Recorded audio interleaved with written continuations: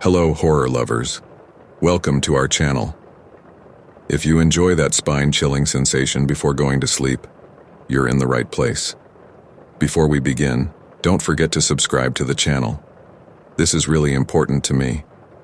Like the video, and don't forget to comment which city you're watching from. Leave your comment now because you'll probably fall asleep after this story. Your support helps us keep bringing the best horror stories. Now, turn off the lights, lie down, and get ready for a night of nightmares. It was a cold, dark evening when the order came in. I worked at a small family-owned restaurant that specialized in home-cooked meals, and tonight I was on delivery duty. The address was unfamiliar, located on the outskirts of town where houses were spread far apart and the streets were poorly lit. I grabbed the food, checked the address again, and set off in my old car. The drive was uneventful at first. The further I got from the town center, the quieter it became. Soon the streetlights disappeared, and I relied on my headlights to cut through the darkness.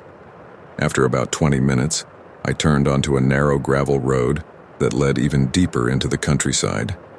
Tall trees lined the path, their branches creating eerie shapes in the dim light.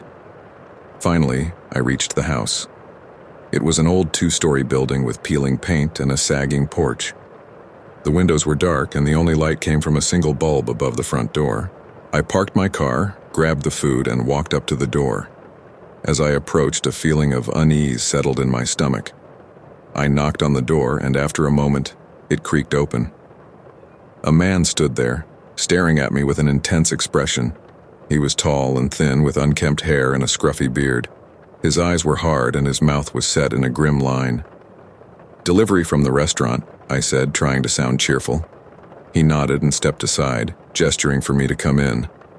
As soon as I crossed the threshold, he shut the door behind me with a loud thud, and I felt a chill run down my spine. He led me into the living room, which was sparsely furnished and dimly lit. The air was thick with tension. "Wait here," he said, his voice low and rough. He disappeared into another room, and I stood there clutching the bag of food, feeling increasingly uneasy. Minutes passed, and the man didn't return. I started to get nervous. I set the food down on a dusty table and glanced around the room. The windows were covered with heavy curtains, and there was an oppressive silence in the air. Something didn't feel right. I decided to call out, "Sir, your food's getting cold." There was no response. I took a tentative step towards the doorway he had disappeared through. Just as I was about to call out again, I heard footsteps behind me. I turned around to see the man standing there holding a gun. "Sit down," he said, his voice cold and menacing. My heart pounded in my chest as I slowly lowered myself onto the couch. He kept the gun pointed at me, his eyes boring into mine. "Do you know why you're here?" he asked. I shook my head, my mind racing. "No, I don't," he sneered. "Your boss ruined my life, and now you're going to help me get back at him." He started pacing, still holding the gun. He ranted about how the restaurant owner had cheated him, driven him to bankruptcy, and destroyed his family. His words were filled with anger and bitterness. I tried to stay calm, but fear was clawing at me from the inside. I needed to find a way out, but he was unpredictable and armed. I glanced around the room, looking for anything that might help me. He noticed. "Don't even think about trying anything," he warned, waving the gun for emphasis. "You're not leaving here until I've had my revenge." I took a deep breath, trying to think clearly. "Look, I just deliver the food. I don't know anything about what happened between you and my boss, but maybe we can figure something out." He shook his head, his grip on the gun tightening. "No, you're just a pawn, but your boss will pay for what he did." He continued pacing, muttering to himself. I knew I had to act fast. I noticed a heavy lamp on the side table within reach. It was my only chance. I waited for him to turn his back, then lunged for the lamp and swung it at him with all my strength. The lamp connected with his head and he staggered, dropping the gun. I didn't wait to see if he was down for good. I grabbed the gun and ran for the door, my heart racing.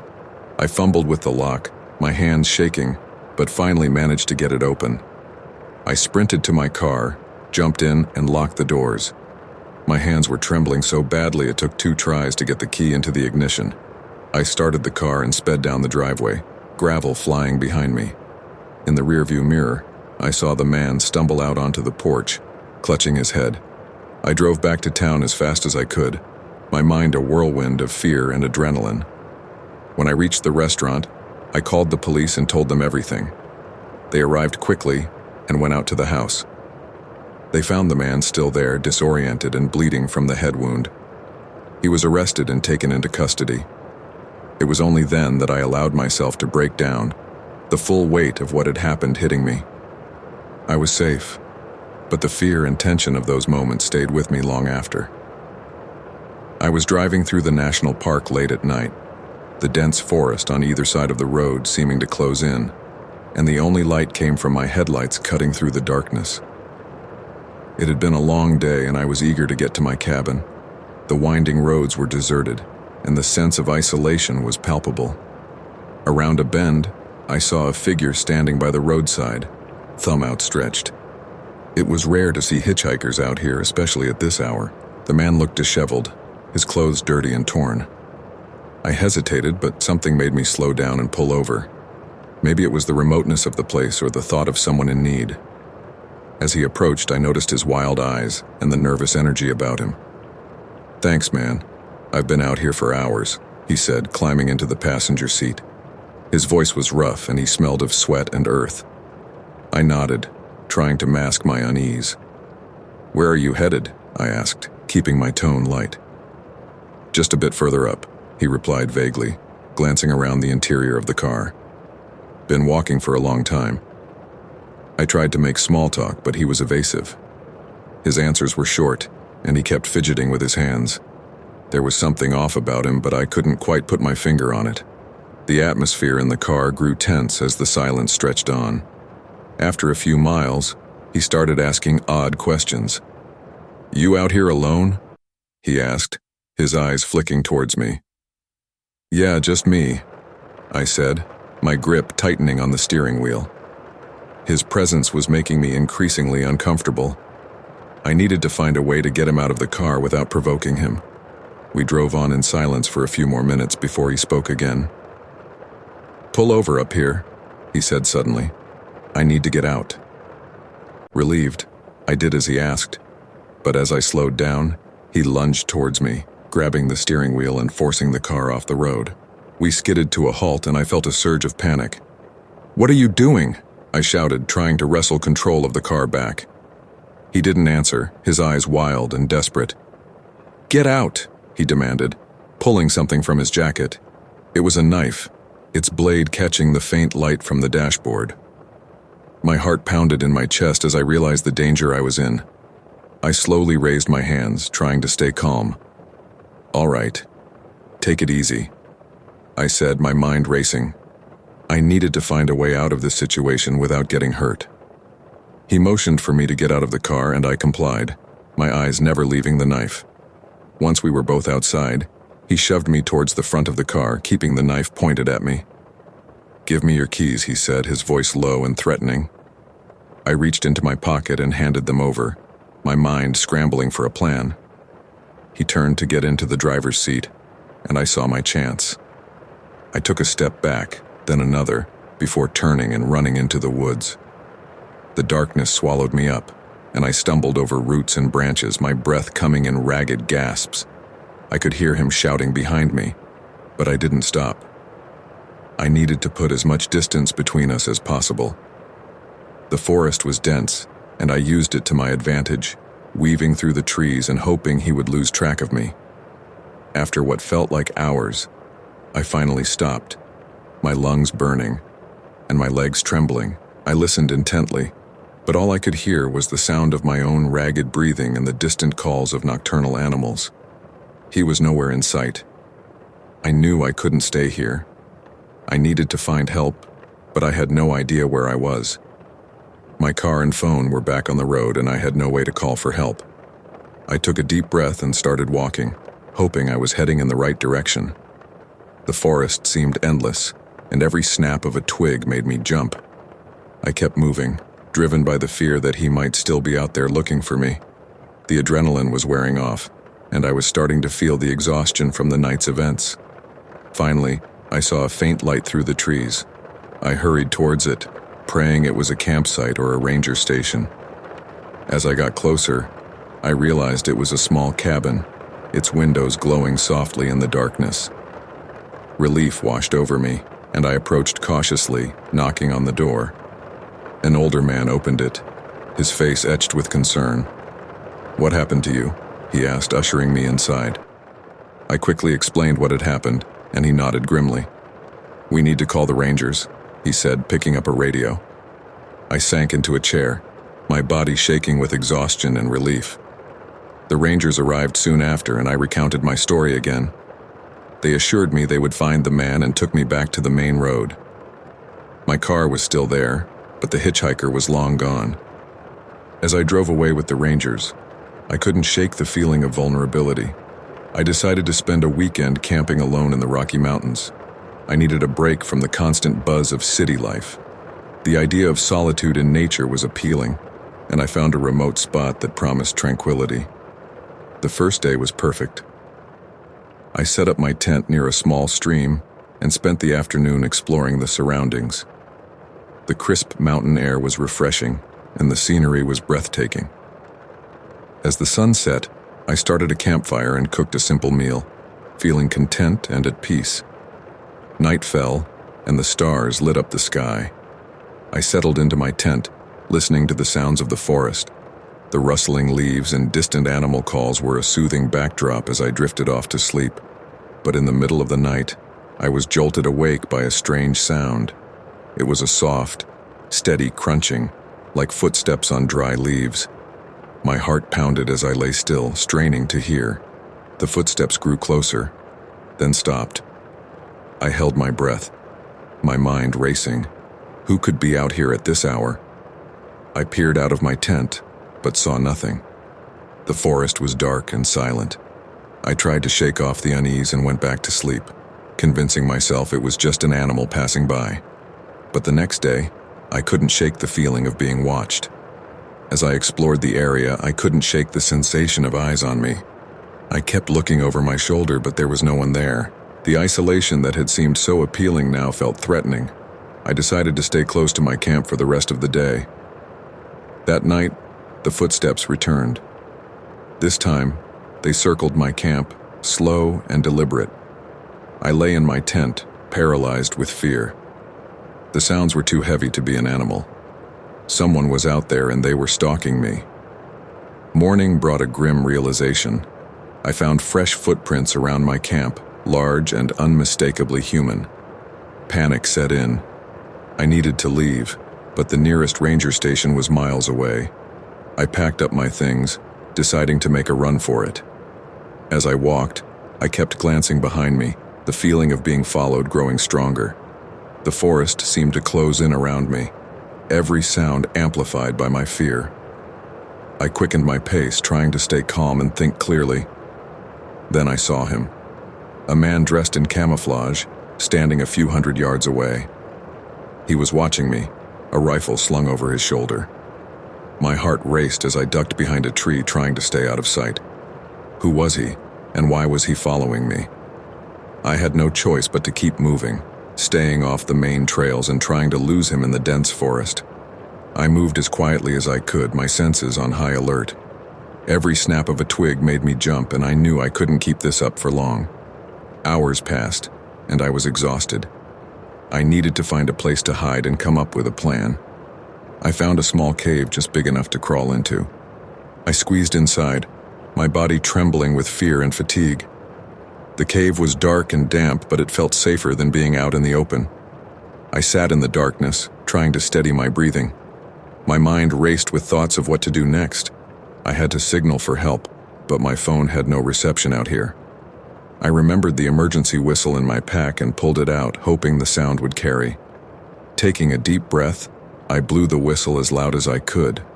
The shrill sound pierced the silence, echoing through the trees. I waited, my heart pounding. There was no response.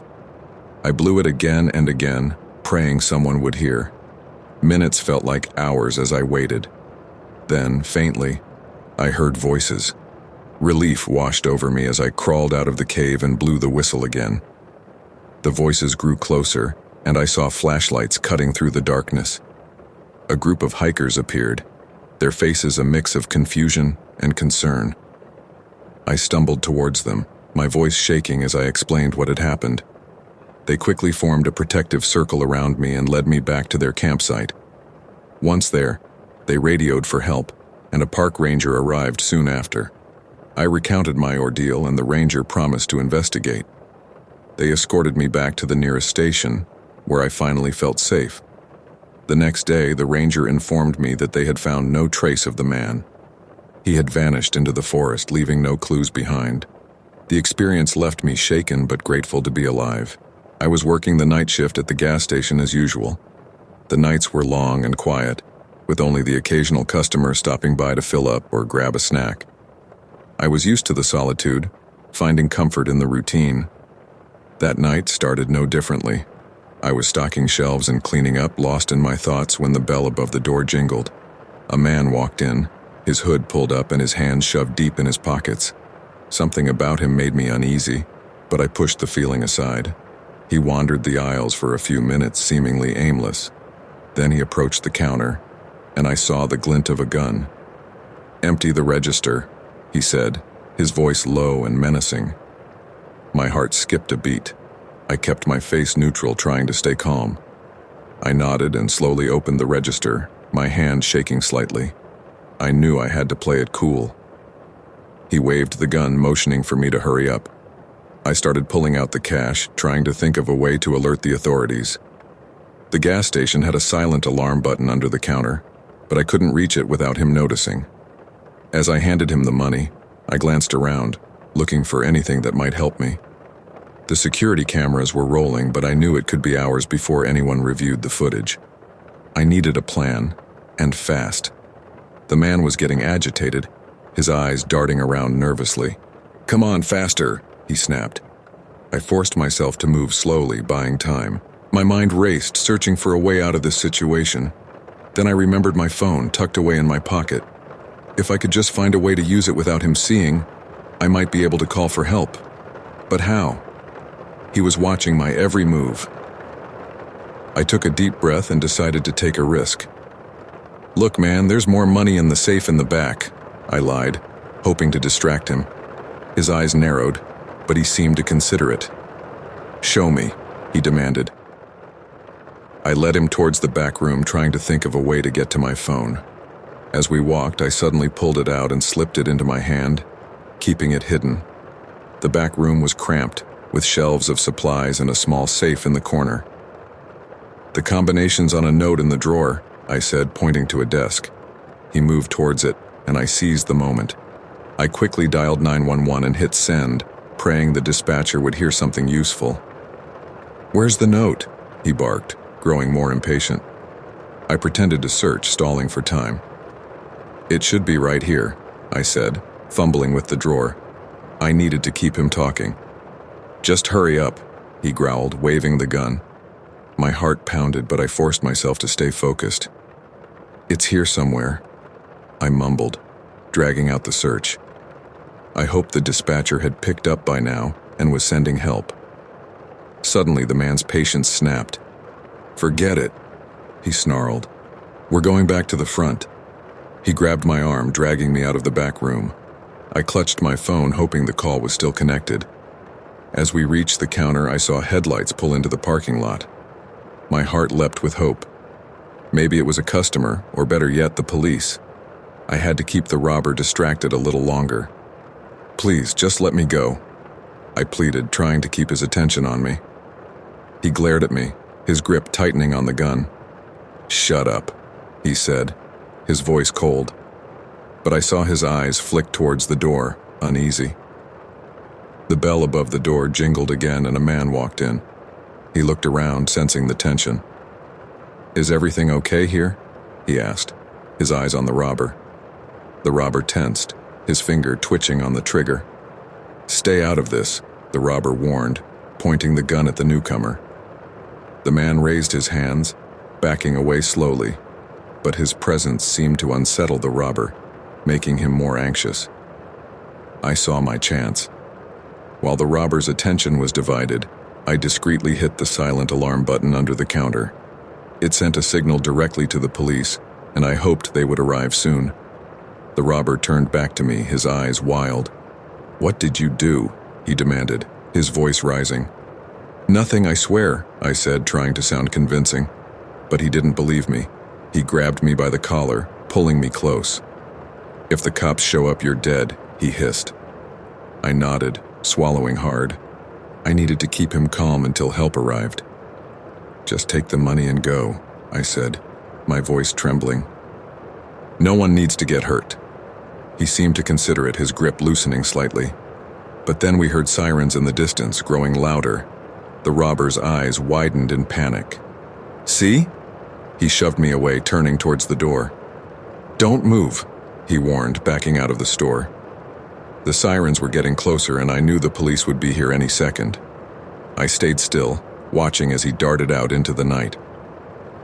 The police arrived moments later, their lights flashing. I rushed outside, pointing in the direction the robber had fled. They took off after him, and I slumped against the wall, my legs shaking. It was over. I was safe. The police soon returned, informing me they had caught the robber a few blocks away. I felt a wave of relief wash over me, knowing he wouldn't be able to hurt anyone else. The officers took my statement, and I explained everything that had happened. They praised me for staying calm and acting smart, but all I felt was exhaustion. The adrenaline was wearing off, leaving me drained. As the night wore on, I couldn't shake the feeling of fear that had gripped me. The gas station felt different now, more sinister. I knew it would take time to feel safe there again. In the days that followed, I kept replaying the events in my mind, wondering what I could have done differently. But I knew I had done my best in a terrifying situation. I had survived, and that was what mattered. I decided to take some time off work, needing a break to recover from the ordeal. The thought of returning to the night shift made my stomach churn. I needed to regain my sense of security. As I reflected on the experience, I realized how quickly things could change. One moment, everything was normal, and the next, my life was in danger. It was a sobering reminder of how fragile safety could be. I took comfort in knowing that I had stayed calm and found a way to alert the authorities. It wasn't easy, but I had done it, and that gave me the strength to move forward, one day at a time. The storm hit harder than I expected. I was alone on my small sailboat, trying to navigate through the relentless waves and howling wind. The sea was a dark, angry beast at night, and I fought to keep control as the storm tossed my boat like a toy. Then, out of nowhere, the engine sputtered and died. My heart sank as I realized I was stranded, and the only option was to ride out the storm and hope for the best. As the first light of dawn broke through the storm clouds, I spotted land in the distance, an island. Relief washed over me, thinking I could find shelter and perhaps get help. I steered the boat towards the shore, struggling with the damaged sails and oars. It took hours, but I finally made it to the beach, exhausted and soaked to the bone. The island seemed deserted. I pulled the boat up onto the sand and looked around, trying to get my bearings. The place was eerie, with dense forest and rocky cliffs. There was no sign of civilization, no sounds of birds or animals, just a steady, unsettling silence. I decided to explore and find some kind of shelter. As I walked inland, I stumbled upon an old, overgrown path. It led me to a cluster of dilapidated buildings, possibly an abandoned settlement. The structures were crumbling and covered in vines, but I was desperate for any kind of shelter from the elements. One of the buildings, a small cabin, looked sturdier than the rest. I pushed open the door, wincing at the creaking sound. Inside it was dark and musty, but at least it was dry. I found some old furniture covered in dust and cobwebs. There was an old rusted stove and a small bed with a decaying mattress. I set about making the place somewhat livable, using what little supplies I had. As night fell, the storm picked up again. Thunder rumbled in the distance, and lightning flashed, illuminating the cabin in brief, stark bursts. I sat by the window, watching the storm, feeling uneasy but grateful for the shelter. Just as I was about to try and get some sleep, I heard a noise outside, A rustling like someone or something was moving through the underbrush. My heart pounded in my chest. I told myself it was just the wind or maybe an animal, but I couldn't shake the feeling of being watched. I crept to the window and peered out, straining to see through the darkness and rain. A flash of lightning revealed figures moving in the trees, human figures. My blood ran cold. Who could be out there in this weather, on this seemingly deserted island? The figures moved closer, and I could see they were carrying torches. I ducked down, hoping they hadn't seen me. The light from the torches flickered through the cracks in the cabin walls, casting eerie shadows. I held my breath, praying they would pass by. But they didn't. The door creaked open, and a group of men entered. They looked rough and weathered, with hard eyes and menacing expressions. One of them, who seemed to be the leader, stepped forward. "Who are you, and what are you doing here?" he demanded. I tried to explain, my voice shaking. My boat got stranded in the storm. I just needed shelter for the night. The leader narrowed his eyes, clearly not convinced. "This is our island. You shouldn't be here." The threat in his voice was unmistakable. They searched the cabin, taking my supplies and throwing me to the floor. "You can't stay here," the leader said. "You'll come with us." They bound my hands and led me out into the storm, the rain stinging my skin. I had no choice but to follow, my mind racing with fear. They took me to another part of the island, where a larger, more fortified building stood. Inside, it was filled with supplies, weapons, and more men. It was clear they were a dangerous group, and I had stumbled into their territory. They threw me into a small dark room and locked the door. Hours passed, maybe even days. I lost track of time in the darkness. The storm raged on outside, and I could hear the men talking in low voices. Occasionally, someone would bring me a small amount of food and water, but no one spoke to me. I was trapped with no idea what they planned to do with me. One night the door opened, and the leader entered. He sat down across from me, his expression unreadable. "We're not bad people," he said, though his eyes said otherwise. "We just can't afford to have anyone knowing about this place. It's our refuge." I begged him to let me go, promising I wouldn't tell anyone. He shook his head. "I can't take that risk, but maybe if you prove you can be useful, we might reconsider." He left me alone again, my mind spinning with desperation. I had to find a way out. I started paying attention to the routines of my captors, looking for any weakness or opportunity. I noticed that the guards outside my room changed shifts at regular intervals. I also discovered a small, loose panel on the wall that led to a narrow crawl space. One night, when the guards were changing shifts, I made my move. I squeezed through the crawl space, holding my breath as I inched along. It led to another part of the building, and I could see an open window ahead. My heart pounded as I climbed out, dropping to the ground below. The rain had finally stopped, and the island was eerily quiet. I moved cautiously, staying in the shadows. I knew I had to get to my boat and get off the island before they discovered I was gone. But first, I needed to find some supplies. I sneaked into one of the storage buildings, grabbing food, water, and a small knife. As I made my way back towards the beach, I heard voices. They had discovered my escape and were searching for me. I quickened my pace, my breath coming in short, panicked gasps. Finally, I reached the beach. My boat was still there, though it had been damaged by the storm. I pushed it into the water, praying it would hold together long enough to get me to safety. I could hear the men shouting, getting closer. I managed to get the boat into deeper water, using the oars to propel myself away from the island. The boat creaked and groaned, but it held together. I glanced back, seeing the men on the shore, their torches like angry eyes in the darkness. I rowed with all my strength, the muscles in my arms burning. The island grew smaller and smaller behind me until it was just a dark shape on the horizon. I didn't stop until I was sure I was far enough away. Then I collapsed, exhausted, but relieved. As dawn broke, I spotted a fishing boat in the distance. I waved frantically, and they came to my rescue. I was safe. I told the fishermen about the storm and my ordeal on the island, but I left out the details of the dangerous men. I just wanted to be as far away from that place as possible. They took me to the nearest port where I contacted the authorities. I didn't know what would happen to the men on the island, but I knew I had to warn others to stay away. As I stood on solid ground once more, I vowed never to venture into unknown waters alone again. I checked into the old hotel late one evening. It was a historic building with creaky floors and a grand, faded lobby, the kind of place that felt like it held 1,000 stories within its walls.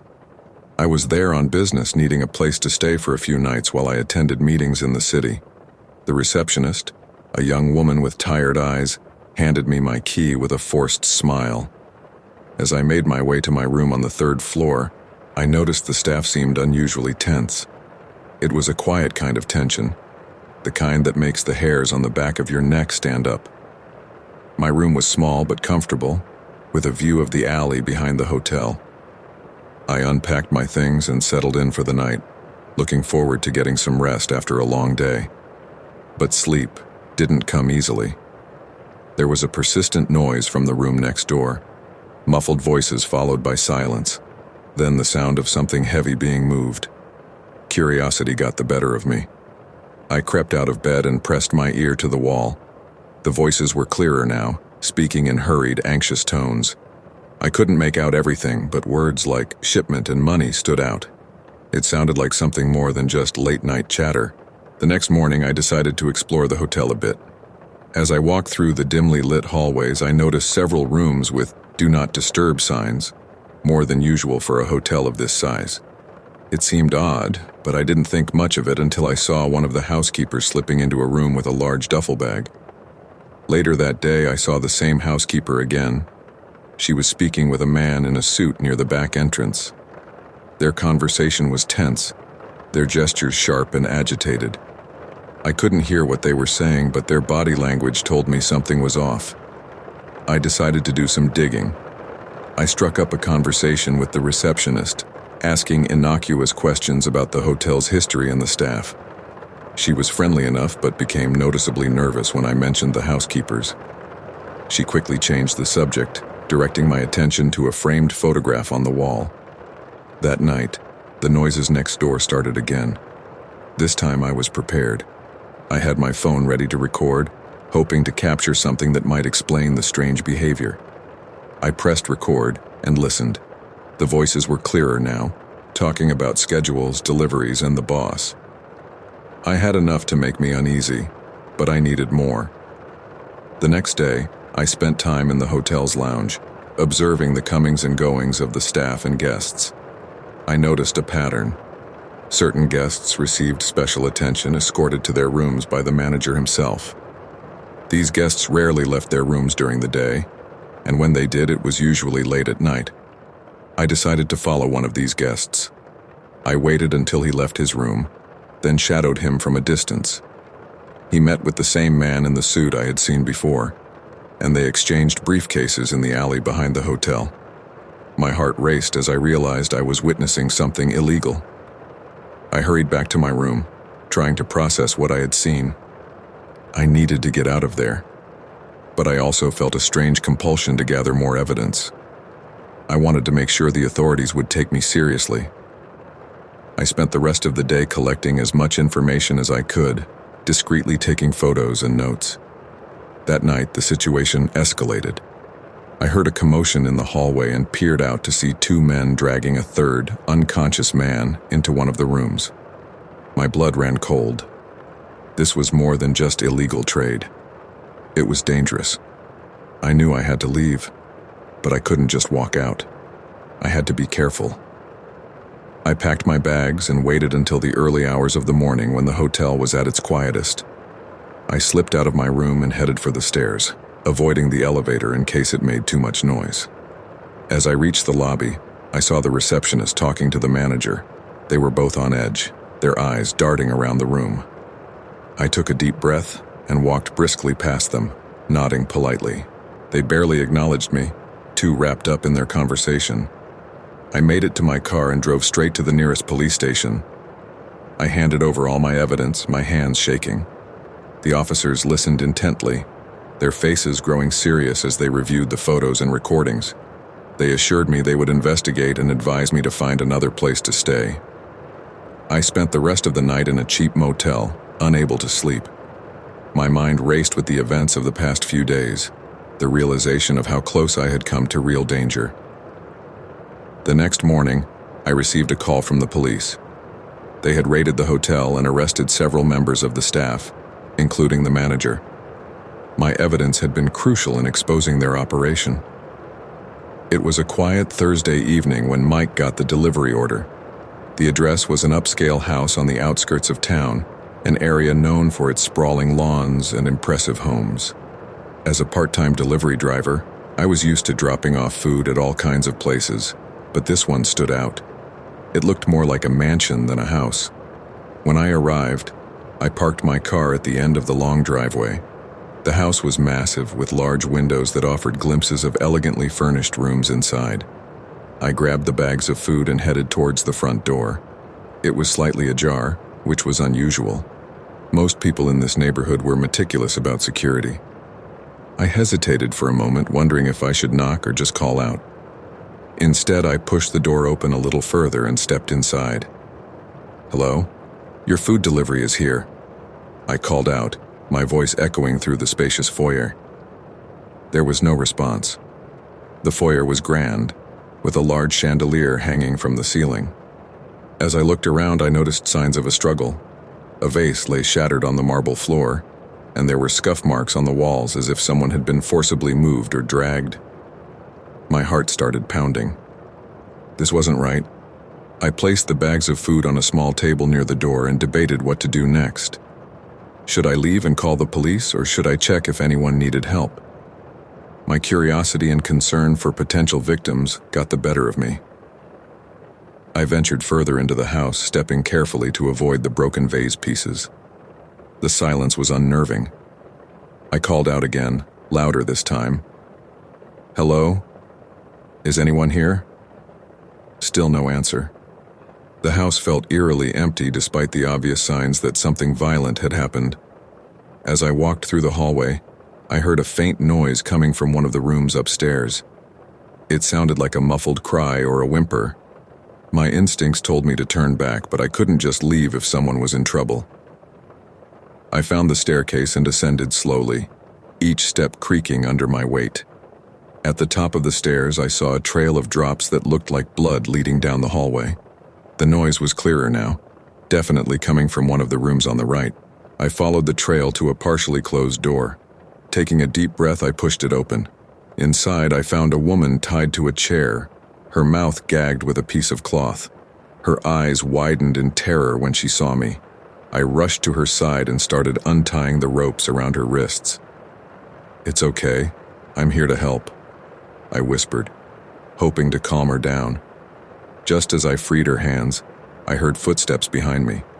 I turned to see a man standing in the doorway, a look of rage on his face. He was tall and muscular, with a menacing presence that made my blood run cold. "Who the hell are you?" he demanded. Before I could answer, he lunged at me. I barely managed to dodge his attack, stumbling backward into the woman. We both fell to the floor. I scrambled to my feet and helped her up, our only thought to escape. We bolted out of the room and down the hallway, the man close on our heels. "This way," the woman yelled, leading me towards the back staircase. We descended as quickly as we could, but the man was gaining on us. I could feel his breath on my neck as we reached the ground floor. The kitchen was directly ahead, and I spotted a door that looked like it led to the backyard. We sprinted towards it, flinging it open and running outside. The cold night air hit my face like a slap, but we didn't stop. We kept running, heading towards the edge of the property where a line of trees offered some cover. We ducked into the woods, the branches scratching our faces and arms as we pushed through the underbrush. The man's shouts grew fainter, but I knew we weren't safe yet. We needed to get to my car and call the police. After what felt like an eternity, we emerged from the woods and found ourselves back on the driveway. My car was still parked at the end, a beacon of hope in the darkness. We sprinted towards it and I fumbled with my keys, my hands shaking. I managed to unlock the doors and we both jumped in. I started the engine and floored it, speeding away from the house. I didn't stop until we were several miles down the road, pulling into a gas station parking lot. I grabbed my phone and dialed 911, explaining everything to the dispatcher as quickly and clearly as I could. The police arrived within minutes. They took our statements and assured us that they would handle the situation. The woman, whose name I learned was Lisa, was still shaken but grateful for my help. She told me that the man was her ex-husband, who had broken into the house with the intent to harm her. As we sat in the back of a police car, waiting for the officers to finish their investigation, I couldn't help but feel a mix of relief and fear. We had escaped, but the memory of that night would stay with me forever. The police eventually arrested the man, and Lisa was taken to a safe place. I drove home in a daze, the events of the night replaying in my mind. I had gone from a routine food delivery to a life and death struggle in the span of a few hours. It was a stark reminder of how quickly things can change, and how important it is to trust your instincts. That night, I lay in bed, unable to sleep. I kept thinking about Lisa and what might have happened if I hadn't decided to investigate. I realized that sometimes the right thing to do is also the most dangerous, but in the end, it was worth it to save a life. I was driving home after a late-night shift, the road dark and deserted. The clock on my dashboard read 2:15 a.m., and the only sounds were the hum of my engine and the occasional rustling of leaves in the wind. I was tired, my eyelids heavy from the long hours at work. All I wanted was to get home, take a shower, and collapse into bed. As I rounded a bend, my headlights caught a figure standing by the side of the road. It was a woman, her clothes disheveled, and she was waving her arms frantically. I slowed down, my heart racing. She looked like she was in trouble. I pulled over to the side of the road and rolled down my window. "Are you okay?" I called out. "Please, I need help," she said, her voice trembling. "My car broke down and I don't have my phone with me. Can you give me a ride to the nearest gas station?" Something about her story seemed off, but I pushed the thought aside. It was late, and she seemed genuinely distressed. "Sure, hop in," I said, unlocking the passenger door. She got in, glancing nervously behind her as if expecting someone to appear out of the darkness. I started driving, the atmosphere inside the car tense. "Where exactly is your car?" I asked, trying to make conversation. She hesitated for a moment before pointing back down the road. "It's about a mile back," she said. "Thank you for stopping. I don't know what I would have done if you hadn't." We drove in silence for a few minutes, the road stretching endlessly ahead. Suddenly, she turned to me, her eyes wide with fear. "I think someone's following us," she whispered. I glanced in the rearview mirror and saw nothing but darkness. "I don't see anyone," I said, trying to reassure her. "Please, just keep driving," she insisted. "I don't feel safe." Her fear was palpable, and it began to infect me. I pressed down on the accelerator, eager to get to a well-lit area. As we approached a turnoff, she pointed to it. "Take that road," she said. "It leads to a gas station." I took the turn, the road narrowing and becoming rougher. My unease grew with every bump and pothole. The woman kept glancing nervously out the window. "It's just a little further," she said, her voice barely above a whisper. We continued down the dark, winding road until we came to a stop at a clearing. Suddenly, out of the darkness, figures emerged. I realized too late that it was an ambush. The woman next to me smiled, a cruel twist to her lips. "Thanks for the ride," she said mockingly. Before I could react, the car doors were yanked open and rough hands pulled me out. I fought back, but there were too many of them. They pinned me to the ground, their faces obscured by shadows. "What do you want?"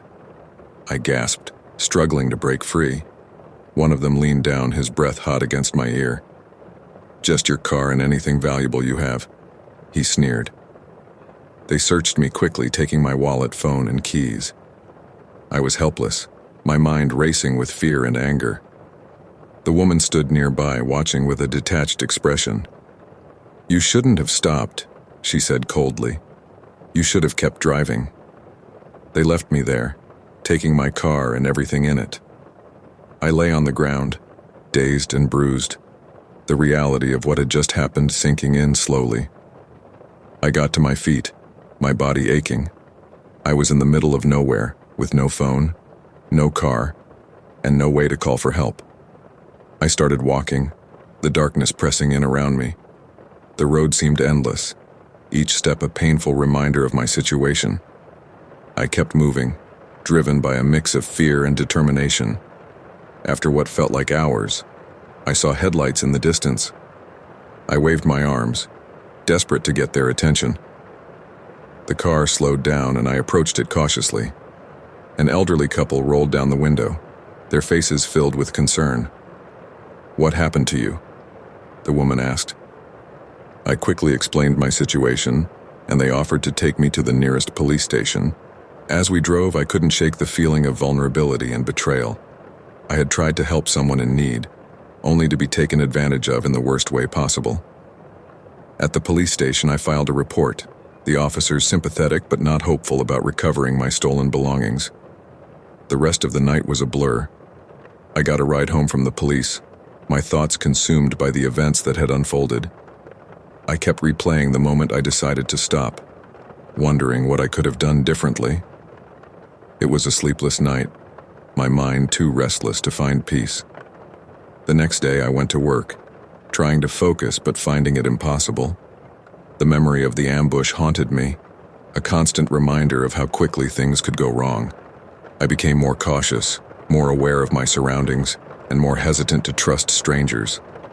Weeks passed, and life slowly returned to normal, but I was forever changed. The fear and paranoia lingered, a shadow that followed me everywhere. I couldn't shake the feeling that I had narrowly escaped something far worse than a simple robbery. One evening, as I drove home from work, I saw a car broken down on the side of the road. A man stood next to it waving for help. I hesitated, my heart pounding. I wanted to help, but the memory of that night held me back. I drove past him, guilt gnawing at me, but I couldn't take the risk. The desert stretched endlessly before me, a vast expanse of sand and rocky terrain under the scorching sun. I was on a solo camping trip, something I had dreamed of for years. It was supposed to be a peaceful escape, a chance to connect with nature and find some solitude. Little did I know, it would turn into a fight for survival. I set up my tent near a small outcropping of rocks, hoping it would provide some shelter from the relentless heat. The first day went smoothly. I hiked, took photos, and enjoyed the serene beauty of the desert. As night fell, the temperature dropped drastically, and I huddled in my sleeping bag, feeling a sense of calm. The next morning, I awoke early and decided to explore a nearby canyon. The air was cool, and the rising sun painted the landscape in warm hues. I was lost in the beauty of the moment when I heard voices in the distance. I turned to see a group of men approaching, dressed in what appeared to be park ranger uniforms. "Hey there," one of them called out, waving. "Are you camping alone?" I nodded, feeling a mix of relief and caution. "Yes, just enjoying the solitude. Is everything okay?" "We're just doing a routine check," the leader said, his smile not reaching his eyes. "Mind if we take a look around?" Something about their demeanor made me uneasy, but I didn't want to appear suspicious.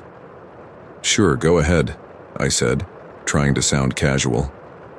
They split up, inspecting my campsite and my belongings.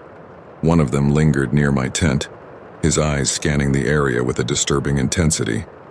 I felt a knot form in my stomach. This didn't feel right. "So, what brings you out here alone?" the leader asked, his tone almost too friendly. "Just needed some time to myself," I replied, forcing a smile. "I love the desert. Beautiful place." He agreed. "But it can be dangerous. You should be careful." There was a warning in his words that sent a chill down my spine.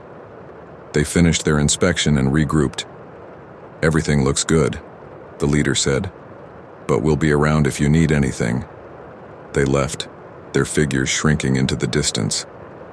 I tried to shake off the unease, telling myself I was being paranoid. But as the day wore on, I couldn't ignore the nagging feeling that something was wrong.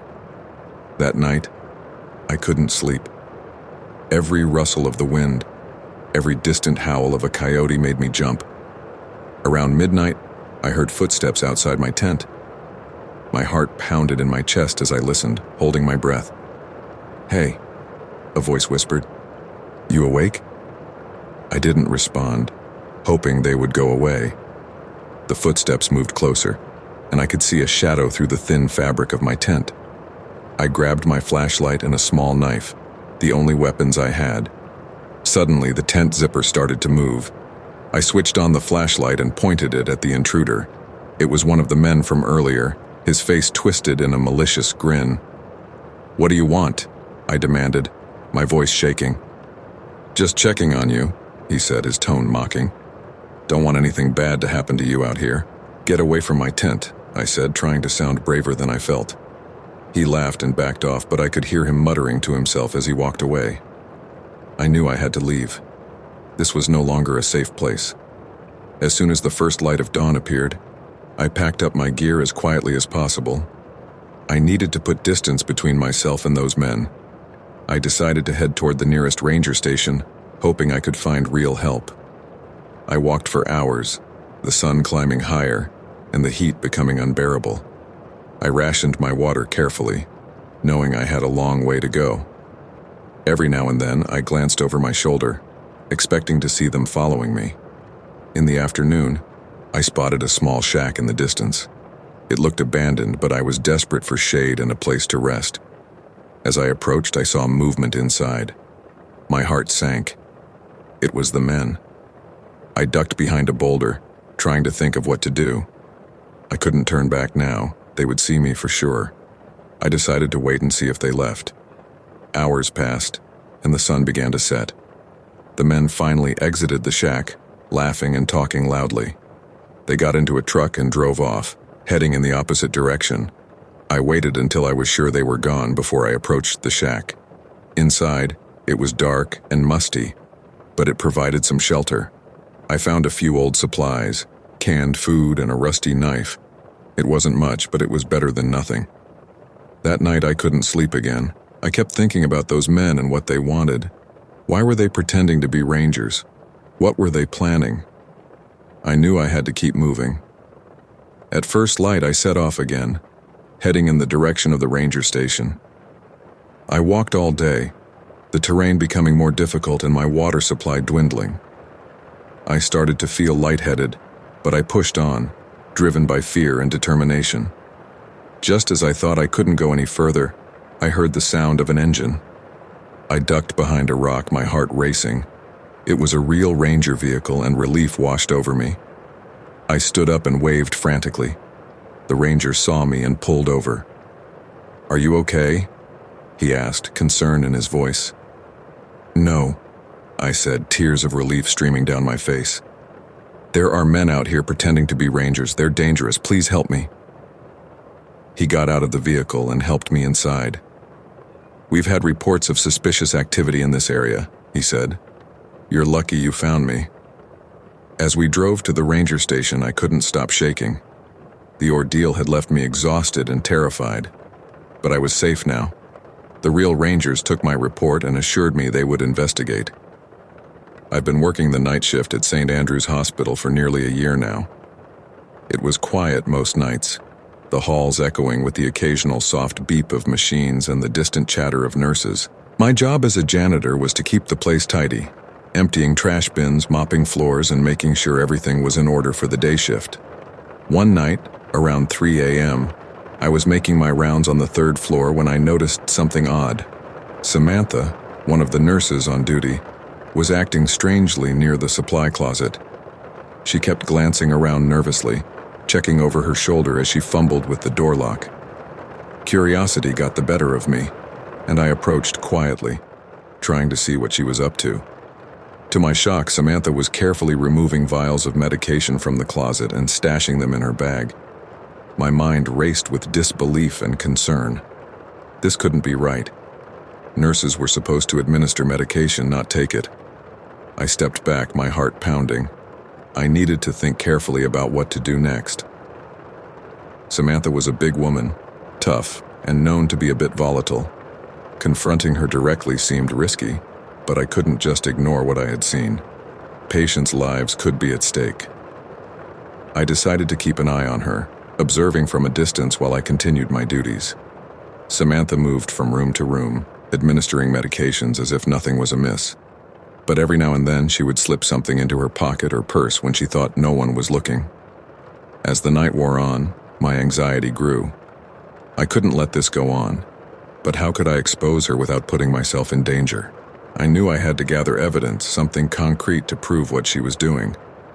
I made a mental note to keep a close watch on her movements and document anything suspicious. Around 4 a.m., Samantha disappeared into the supply closet again. This time, I followed at a safe distance, making sure to stay out of sight. She emerged a few minutes later, carrying a small bag filled with vials of medication. My suspicions were confirmed. I needed to confront her, but I had to be smart about it. I waited until she was alone in the break room, pouring herself a cup of coffee. Taking a deep breath, I approached cautiously. "Samantha," I said quietly, trying to keep my voice steady. "I saw what you were doing in the supply closet." She froze, her eyes narrowing.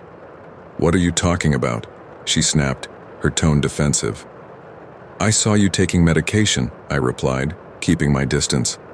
"You're smuggling drugs out of here." Her face turned red with anger. "You don't know what you're talking about," she hissed. "Mind your own business." I could feel the tension in the air, thick and suffocating. Samantha was unpredictable, and I knew I had to tread carefully. "I'm not going to let this go," I said firmly. "I have to report it."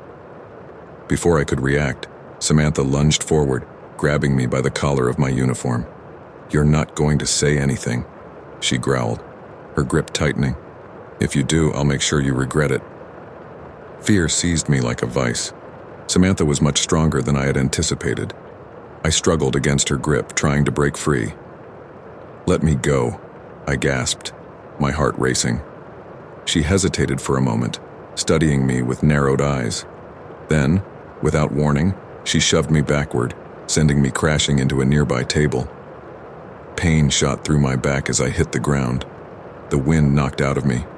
I scrambled to my feet, adrenaline coursing through my veins. Samantha was advancing toward me, fury etched on her face. I knew I had to get out of there and find help before things escalated further. I bolted from the break room, ignoring the pain in my side. My mind raced as I searched for a way to expose Samantha's illegal activities without endangering myself. The hospital was eerily quiet, the night shift staff occupied with their duties. I needed someone I could trust, someone who could help me without putting themselves at risk. As I rounded a corner, I nearly collided with Dr. Patel, one of the senior physicians on duty. He raised an eyebrow at my disheveled appearance. "Are you all right?" he asked, concern evident in his voice. I hesitated for a moment, unsure if I could trust him, but time was running out. "I need to talk to you," I said urgently, glancing over my shoulder. Dr. Patel led me to a quiet corner of the hallway, away from prying eyes. "What's going on?" he asked, his brow furrowed. I took a deep breath, trying to steady my nerves. "It's Samantha," I began, my voice trembling slightly. "She's smuggling drugs out of the hospital." Dr. Patel's eyes widened in surprise. "Are you sure?" he asked, his tone serious. "I saw her with my own eyes," I replied, desperation creeping into my voice. "She threatened me when I confronted her. I don't know what to do." He nodded thoughtfully, weighing his options. "We need to report this," he said finally. "But we have to be careful. Samantha is dangerous." I nodded in agreement, feeling a sense of relief that someone believed me. Dr. Patel led me to the hospital administrator's office, explaining the situation in hushed tones. The administrator listened intently, her expression grave. "We'll launch an investigation immediately," she said, her voice firm. "Thank you for bringing this to our attention." As the hours passed, the hospital buzzed with activity. I stayed close to Dr. Patel, afraid to be alone after what had happened with Samantha. Nurses and staff whispered among themselves, casting wary glances in my direction. By morning, Samantha was escorted from the hospital by security. She fought and screamed, her rage echoing down the hallway. I watched from a safe distance, feeling a mixture of fear and relief. The danger was over, but the memory of her threats lingered in my mind. In the days that followed, the hospital tightened security measures, implementing stricter protocols for handling medications. I was commended for my bravery, but I couldn't shake the feeling of unease. Samantha had made it clear that she would stop at nothing to protect her secret. I continued to work the night shift, my senses on high alert. Every sound made me jump, every shadow seemed to hold a threat. But as time passed, the fear slowly faded, replaced by a sense of pride. I had stood up to a dangerous criminal and helped expose her illegal activities. But the experience had changed me. I no longer saw the hospital as a place of healing and safety. I decided to take a solo camping trip in the dense forests of Oregon, looking to escape the daily grind and find some peace. I packed my gear and drove to a remote spot deep in the woods. The first day was perfect, just me, the sounds of nature, and the fresh air. I set up my tent near a small clearing, feeling a sense of freedom and contentment. As night fell, I started a campfire and cooked a simple meal, enjoying the tranquility of the forest. The stars were bright, and the air was crisp. I felt a deep sense of calm as I settled into my sleeping bag, ready for a peaceful night. In the middle of the night, I was jolted awake by a strange sound. It was a soft, steady crunching, like footsteps on dry leaves. My heart pounded as I lay still, straining to hear. The footsteps grew closer, then stopped. I held my breath, my mind racing. Who could be out here at this hour? I peered out of my tent but saw nothing. The forest was dark and silent. I tried to shake off the unease and went back to sleep, convincing myself it was just an animal passing by. But the next day I couldn't shake the feeling of being watched. As I explored the area, I couldn't shake the sensation of eyes on me. I kept looking over my shoulder, but there was no one there. The isolation that had seemed so appealing now felt threatening. I decided to stay close to my camp for the rest of the day. That night, the footsteps returned. This time they circled my camp, slow and deliberate. I lay in my tent, paralyzed with fear. The sounds were too heavy to be an animal. Someone was out there, and they were stalking me. Morning brought a grim realization. I found fresh footprints around my camp, large and unmistakably human. Panic set in. I needed to leave, but the nearest ranger station was miles away. I packed up my things, deciding to make a run for it. As I walked, I kept glancing behind me, the feeling of being followed growing stronger. The forest seemed to close in around me, every sound amplified by my fear. I quickened my pace, trying to stay calm and think clearly. Then I saw him, a man dressed in camouflage, standing a few hundred yards away. He was watching me, a rifle slung over his shoulder. My heart raced as I ducked behind a tree, trying to stay out of sight. Who was he, and why was he following me? I had no choice but to keep moving, staying off the main trails and trying to lose him in the dense forest. I moved as quietly as I could, my senses on high alert. Every snap of a twig made me jump, and I knew I couldn't keep this up for long. Hours passed, and I was exhausted. I needed to find a place to hide and come up with a plan. I found a small cave, just big enough to crawl into. I squeezed inside, my body trembling with fear and fatigue. The cave was dark and damp, but it felt safer than being out in the open. I sat in the darkness, trying to steady my breathing. My mind raced with thoughts of what to do next. I had to signal for help, but my phone had no reception out here. I remembered the emergency whistle in my pack and pulled it out, hoping the sound would carry. Taking a deep breath, I blew the whistle as loud as I could. The shrill sound pierced the silence, echoing through the trees. I waited, my heart pounding.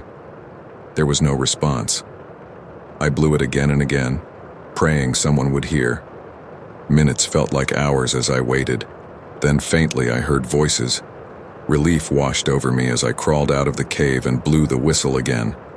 The voices grew closer, and I saw flashlights cutting through the darkness.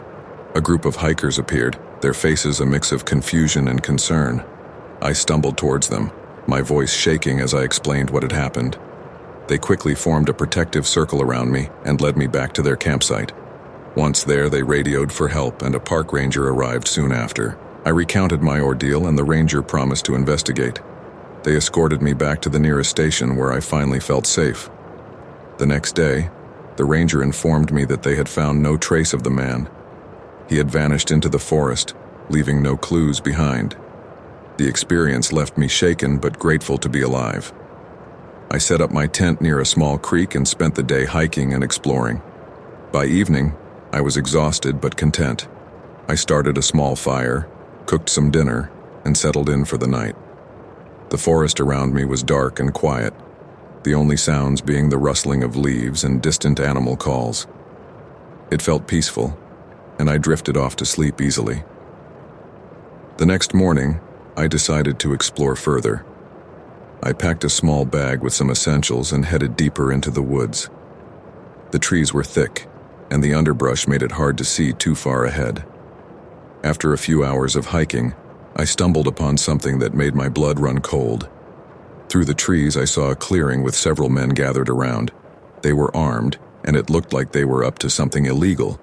There were crates and bags scattered around, and they were talking in low, urgent voices. I realized with a shock that I had stumbled upon some kind of illegal operation. I knew I had to get out of there quietly. I turned and started to make my way back the way I came, but I must have made some noise because I heard one of them shout, "Hey, who's there?" Panic surged through me and I took off running. The forest was a maze of trees and underbrush. I could hear them behind me, crashing through the woods, shouting and cursing. My heart pounded in my chest as I tried to put as much distance between us as possible. I needed to find a place to hide and figure out what to do next. I came across a dense thicket and dove into it, trying to stay as still and quiet as possible. I could hear them nearby, their voices getting closer. One of them said, "He can't be far, spread out and find him." I held my breath, praying they wouldn't find me. After what felt like an eternity, their voices started to fade. I waited a little longer before cautiously moving again. I needed to get back to my campsite, grab my gear, and get out of there, but the forest was disorienting, and I wasn't sure which way to go. I moved slowly, trying to stay hidden and avoid making noise. Every twig snap and rustle of leaves made my heart race. I kept looking over my shoulder, expecting to see them coming after me. Hours passed, and I felt like I was getting nowhere. The forest seemed endless, and every direction looked the same. My mouth was dry and my legs felt like lead. I knew I needed to find water and figure out a plan. As night started to fall, I found a small stream and stopped to drink and catch my breath. The water was cold and refreshing, but I knew I couldn't stay there long. I had to keep moving, keep putting distance between me and those men. I decided to follow the stream, hoping it would lead me to safety. The sound of the water masked my footsteps, and I felt a small sense of relief. But I knew I wasn't out of danger yet. I kept moving, driven by fear and the need to survive. The forest grew darker and I struggled to see where I was going. I tripped over roots and stumbled through the underbrush, my senses on high alert. Every shadow looked like a threat. Every sound made me jump. Just when I thought I couldn't go any further, I saw a faint light through the trees. I moved towards it, hoping it was a sign of civilization. As I got closer, I realized it was a cabin with a small light shining from inside. I approached cautiously, not sure who or what I might find. I knocked on the door and an older man answered, looking surprised and concerned. I quickly explained my situation, and he ushered me inside, locking the door behind me. The man, who introduced himself as Joe, was a retired forest ranger. He listened to my story and immediately called the authorities. He assured me that help was on the way, and that I was safe for the moment. We waited in tense silence, listening for any sounds outside. I kept expecting those men to show up, but the night remained quiet. Finally, we heard the sound of sirens in the distance, and I felt a wave of relief wash over me. The police arrived and took my statement, promising to investigate and find the men responsible. They escorted me back to my campsite to gather my things, then drove me to safety. I was exhausted and shaken, but grateful to be alive. In the days that followed, I tried to put the experience behind me. The police continued their investigation, and I hoped they would bring those men to justice. It was a harrowing experience, one that reminded me of the dangers that can lurk even in the most peaceful of places. I haven't been camping alone since that day. I had been working the night shift at the 24-hour laundromat for about 6 months. It was a quiet job in a quiet town, and I usually enjoyed the solitude. Most nights were uneventful, just me folding laundry and listening to the hum of the machines. One night around midnight, I noticed a man standing outside the window. At first, I didn't think much of it.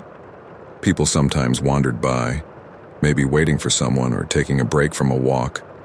But this man was different. He was just standing there, staring directly at me. I tried to ignore him, focusing on folding the clothes in front of me, but every time I glanced up, he was still there, eyes fixed on me. It started to make me uncomfortable, but I told myself he would eventually move on. An hour passed and he was still there. The laundromat was empty, as usual for that time of night, and I started to feel more uneasy. His stare was intense, and he hadn't moved an inch. I debated calling someone, but I didn't want to overreact. Around 2 a.m., he suddenly disappeared from the window.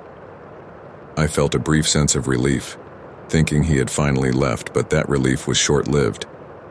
I heard a noise at the back door, like someone jiggling the handle. My heart began to race. I walked to the back, trying to be quiet. I peeked through the small window in the door and saw him there trying to force it open. Panic set in. I quickly locked the door and grabbed my phone, dialing 911. The dispatcher answered, and I tried to explain the situation as calmly as possible. They assured me that a patrol car was on its way, but it would take at least 15 minutes. I didn't have 15 minutes. The man was now banging on the door, getting more aggressive. I looked around for something to defend myself with, then grabbed a heavy metal rod we used to unclog the machines. My hands were shaking, but I felt a little better having something to protect myself with. The banging stopped, and for a moment there was silence. I hoped he had given up, but then I heard the front door rattle. I had forgotten to lock it. I ran to the front, but it was too late. He had managed to get inside. He stood there looking at me with cold eyes. He didn't say anything, just started walking towards me. I backed away, holding the rod in front of me, trying to keep a safe distance. "Stay back," I shouted, my voice trembling. "I've called the police. They're on their way." He didn't respond, just kept coming closer. I swung the rod, trying to keep him at bay, but he dodged it easily. He was fast and I was terrified. I kept backing up until I hit the wall, nowhere else to go. He lunged at me, and I swung the rod again, this time connecting with his arm. He grunted in pain but didn't stop. He grabbed the rod and ripped it from my hands, throwing it across the room. I was defenseless. I tried to run, but he caught me, pushing me to the ground.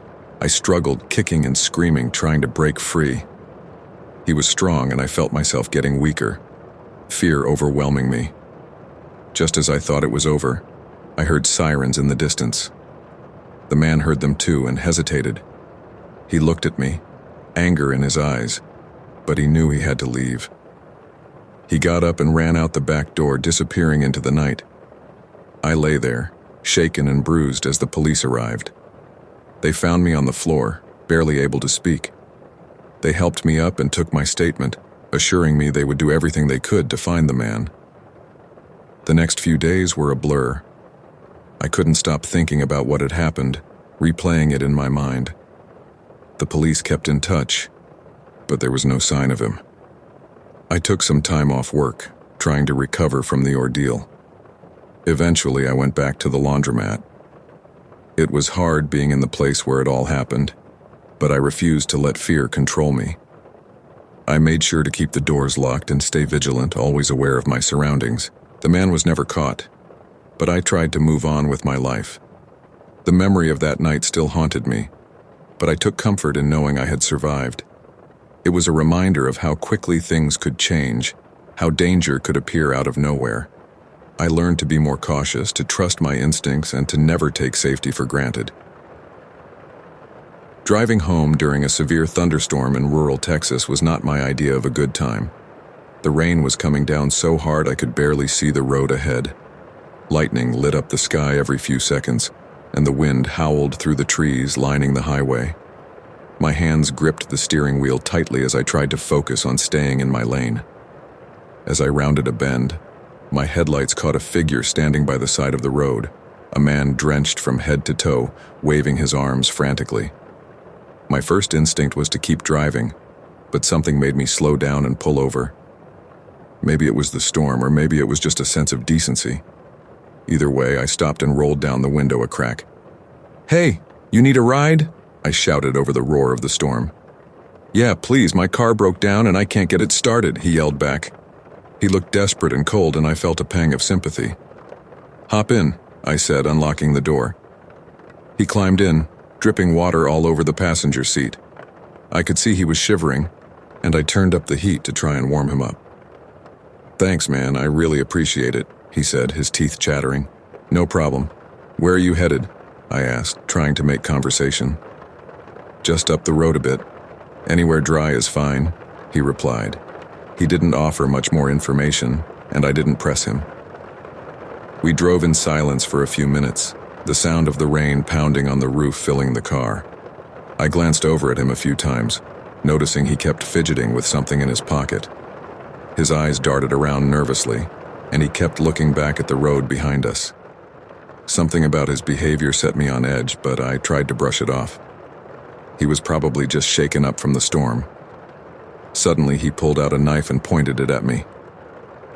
"Keep driving.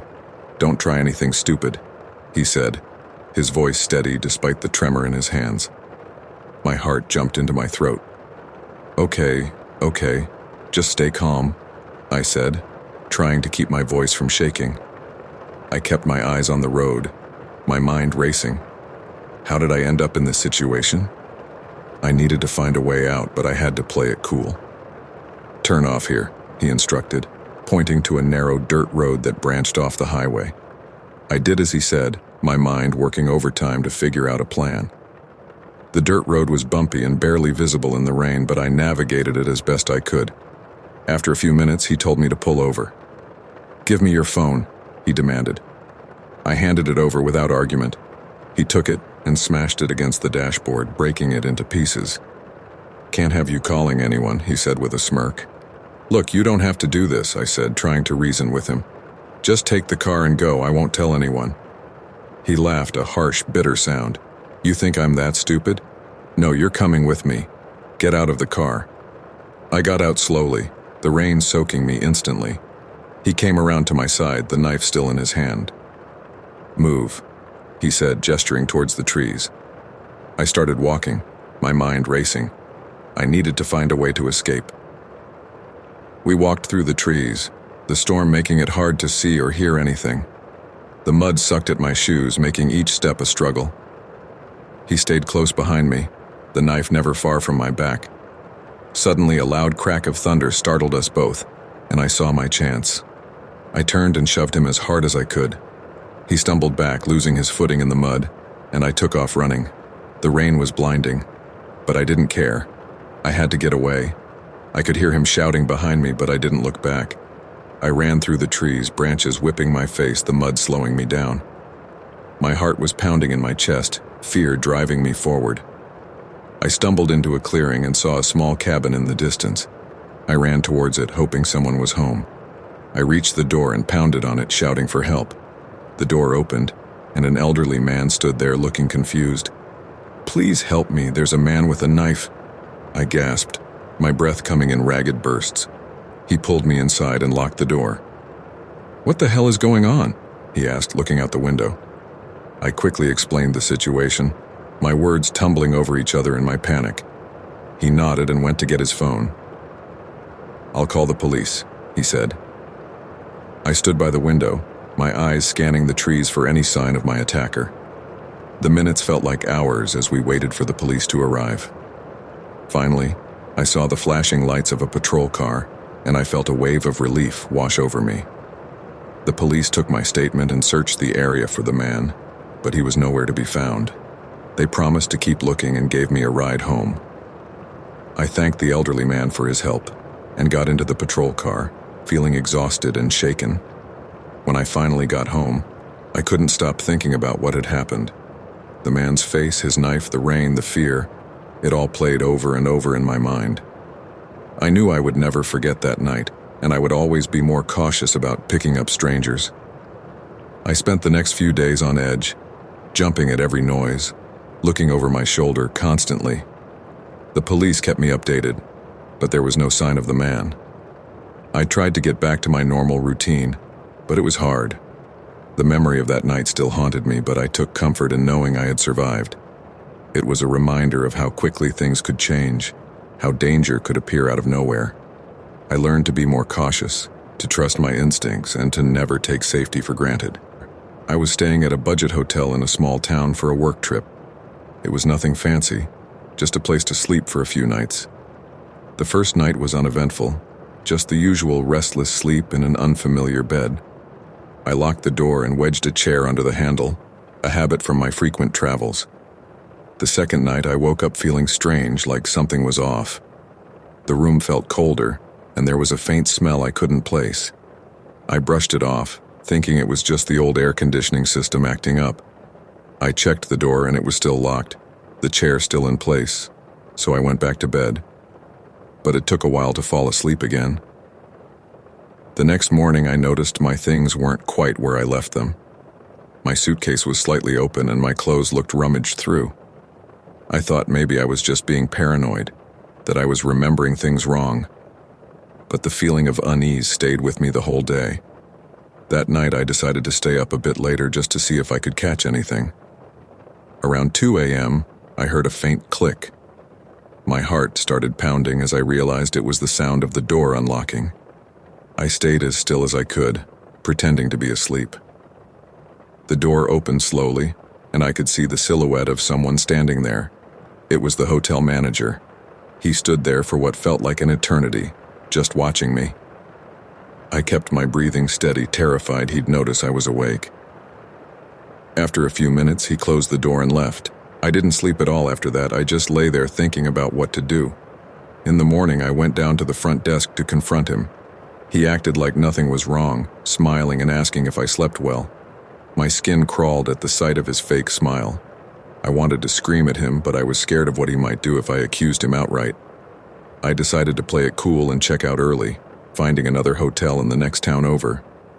As I was packing, I found a small camera hidden in the air vent pointing directly at the bed.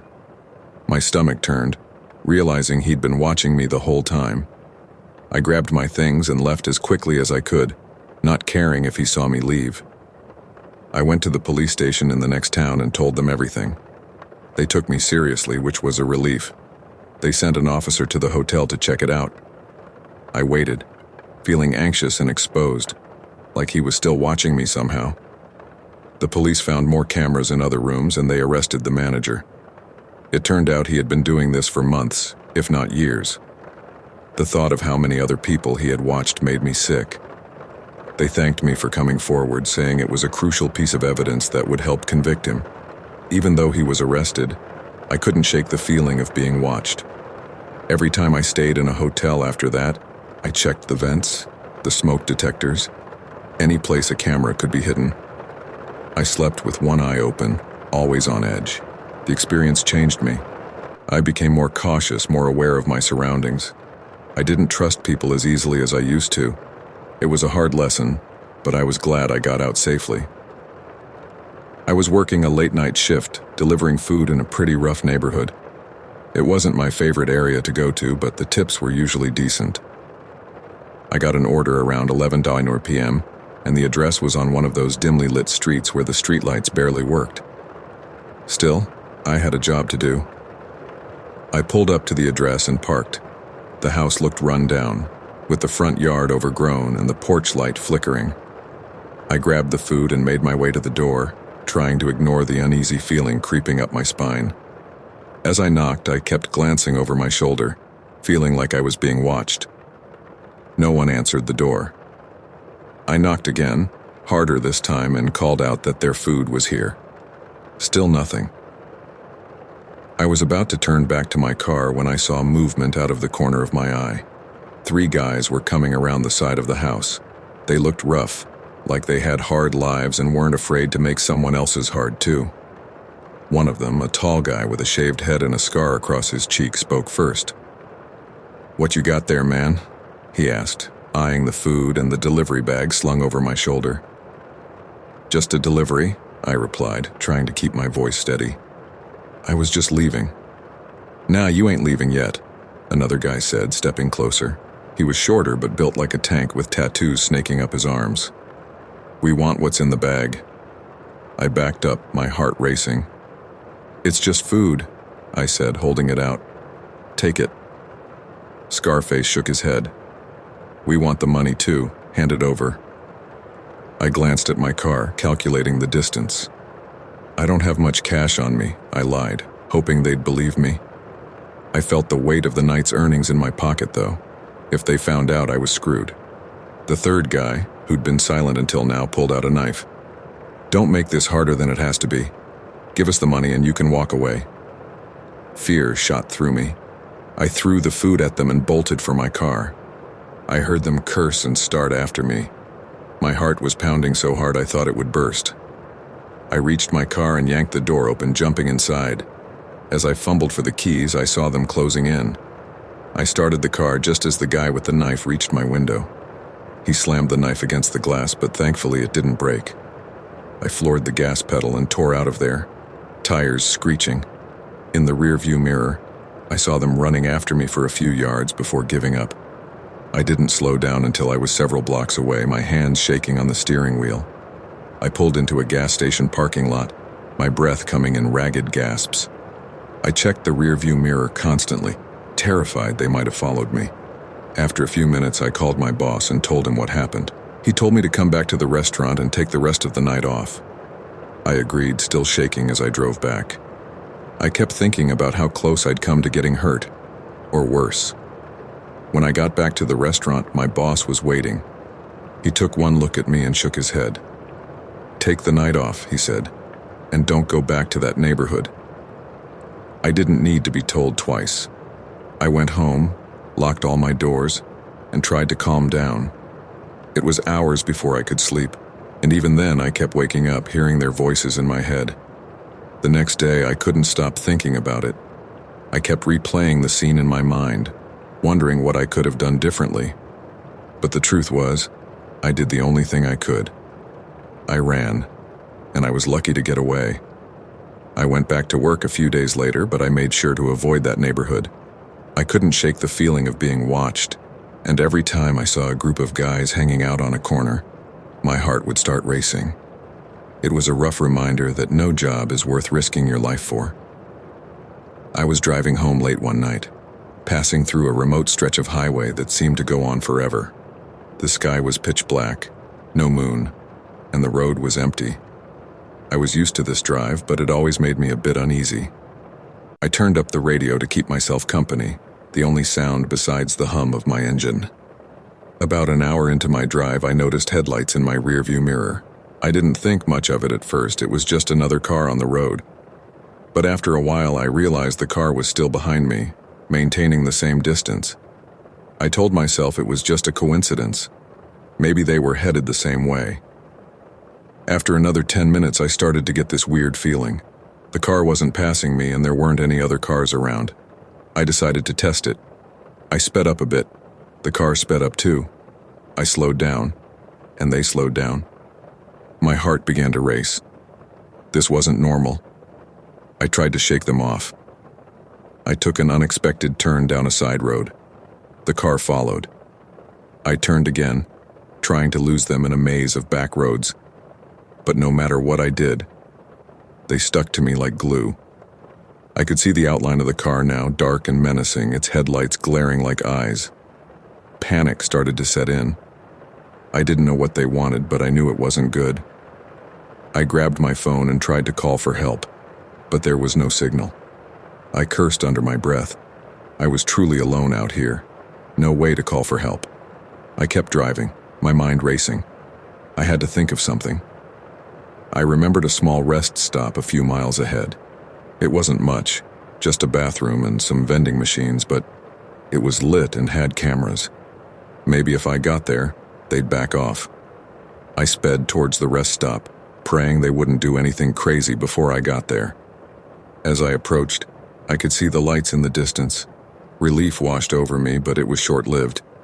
The car behind me suddenly sped up, swerving aggressively. They were trying to run me off the road. I gripped the wheel, trying to keep control. The car rammed into my bumper, and I nearly lost it. My car swerved, but I managed to stay on the road. I could see the rest stop now, just a little further. I pushed my car to its limit, the engine roaring as I raced towards the lights. I pulled into the rest stop, my tires screeching. The car followed, but they stopped at the entrance, just watching. I jumped out of my car and ran towards the building, hoping anyone would be there. But it was empty. Just me and the cameras. I glanced back. The car was still there, idling. I didn't know what to do.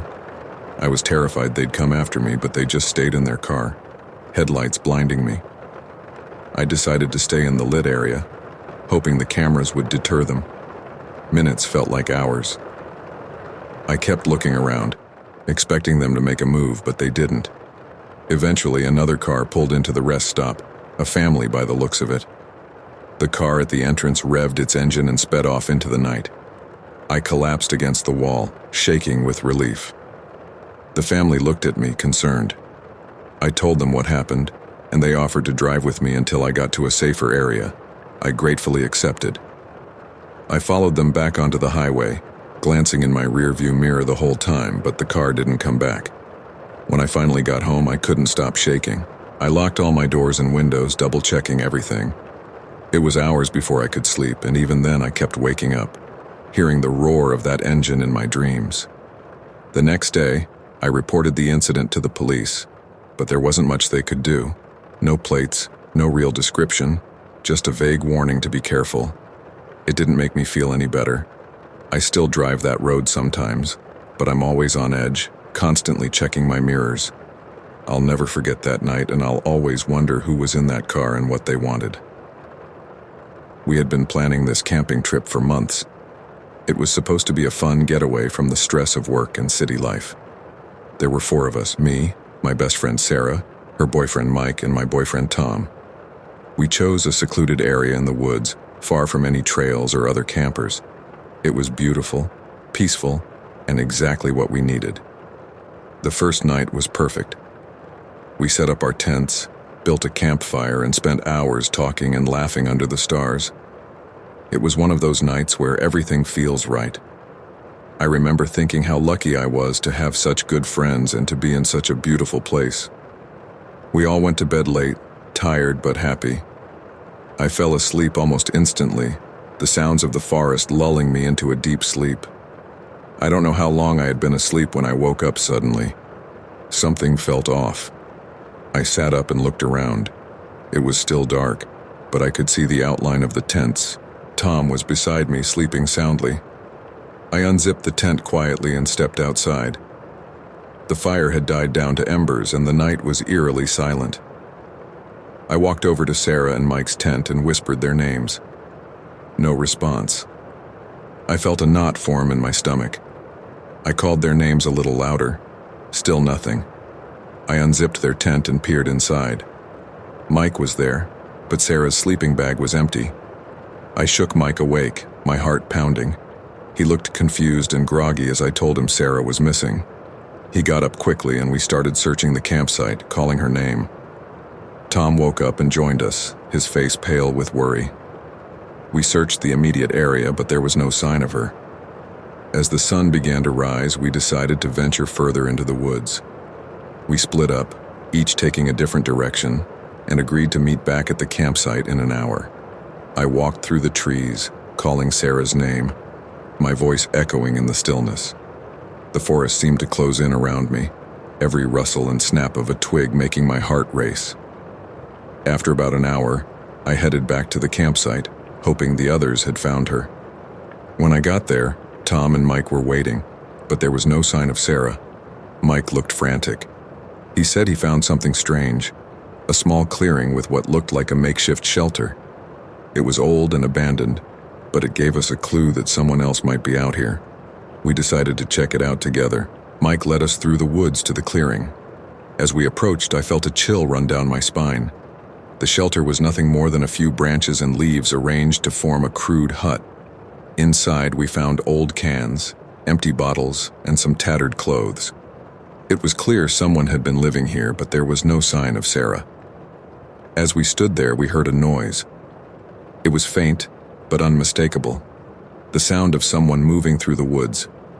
We turned towards the sound, and that's when we saw him. A man, maybe in his 50s with a wild look in his eyes, was watching us from the trees.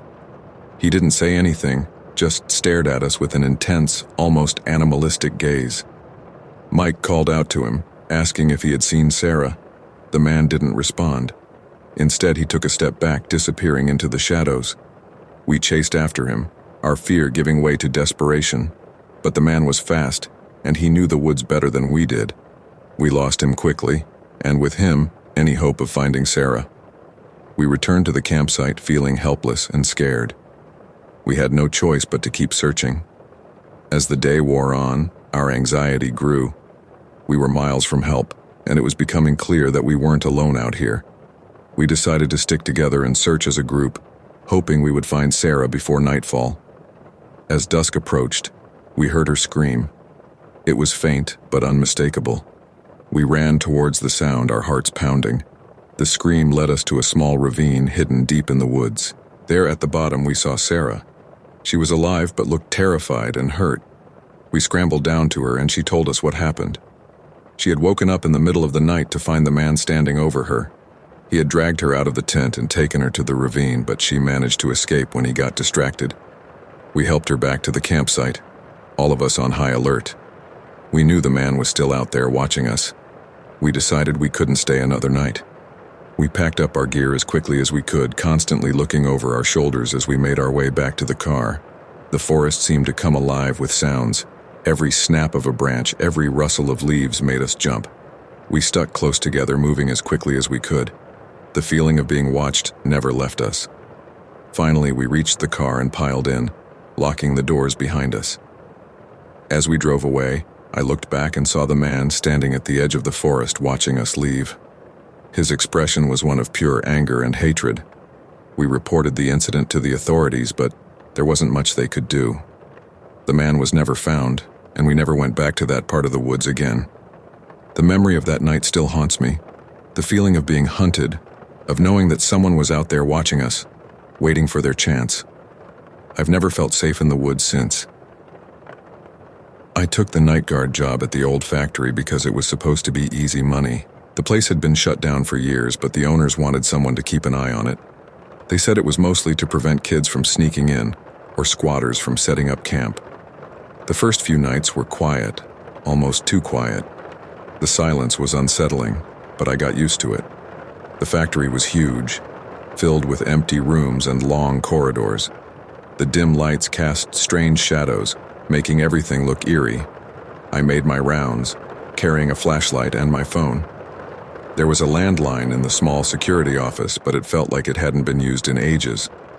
One night around 2 a.m., I heard something. It was faint, but it sounded like a door closing. I stopped and listened. The noise came from the other side of the factory. I felt a chill run down my spine. I told myself it was probably just the wind or an animal, but I couldn't shake the feeling that something was wrong. I decided to check it out. I walked slowly, trying to be as quiet as possible. The sound of my footsteps echoed in the empty halls. I reached the area where I thought the noise came from. It was one of the large storage rooms. I shone my flashlight around but didn't see anything unusual. Then I heard it again, a faint shuffling sound. It was coming from behind a stack of old crates. My heart was pounding in my chest.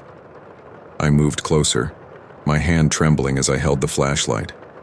I peered around the crates and saw them. 3 men hunched over a table covered with tools and equipment.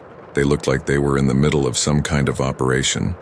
My first thought was that they were thieves using the factory as a hideout. My second thought was that I needed to get out of there without them seeing me. I backed away slowly, trying not to make any noise. But as I turned, my flashlight slipped from my hand and hit the floor with a loud clatter. The men looked up, their eyes locking onto me. I froze for a second, then turned and ran. I could hear them shouting and chasing after me. I dashed down the corridors, my heart racing. I needed to get to the security office and call for help, but the factory was like a maze, and I kept taking wrong turns. I could hear their footsteps getting closer. I ducked into a small room and closed the door quietly. I pressed my ear against it, listening. They were right outside, their voices angry and loud. I held my breath, praying they wouldn't find me. After what felt like an eternity, their voices faded. I waited a few more minutes before opening the door and peeking out. The coast was clear. I crept down the hall, moving as quickly and quietly as I could. I reached the security office and locked the door behind me. I grabbed the phone and dialed 911, my hand shaking. The operator answered, and I quickly explained the situation. They said officers were on their way. I hung up and sat down, trying to calm myself. But then I heard it, a banging on the door. They had found me. I looked around for something to defend myself with. There was a heavy flashlight on the desk, and I grabbed it. The door was shaking as they tried to break it down. I backed up against the wall, holding the flashlight like a weapon. The door burst open, and the men rushed in. I swung the flashlight, hitting the first one in the head. He stumbled back, but the other two were on me in an instant. They grabbed me, pinning me to the ground. I struggled, but they were too strong. Then I heard the sirens. The men hesitated, their grips loosening for just a moment. I took the chance and broke free, running towards the open door. The police were already inside the factory, and the men turned to flee.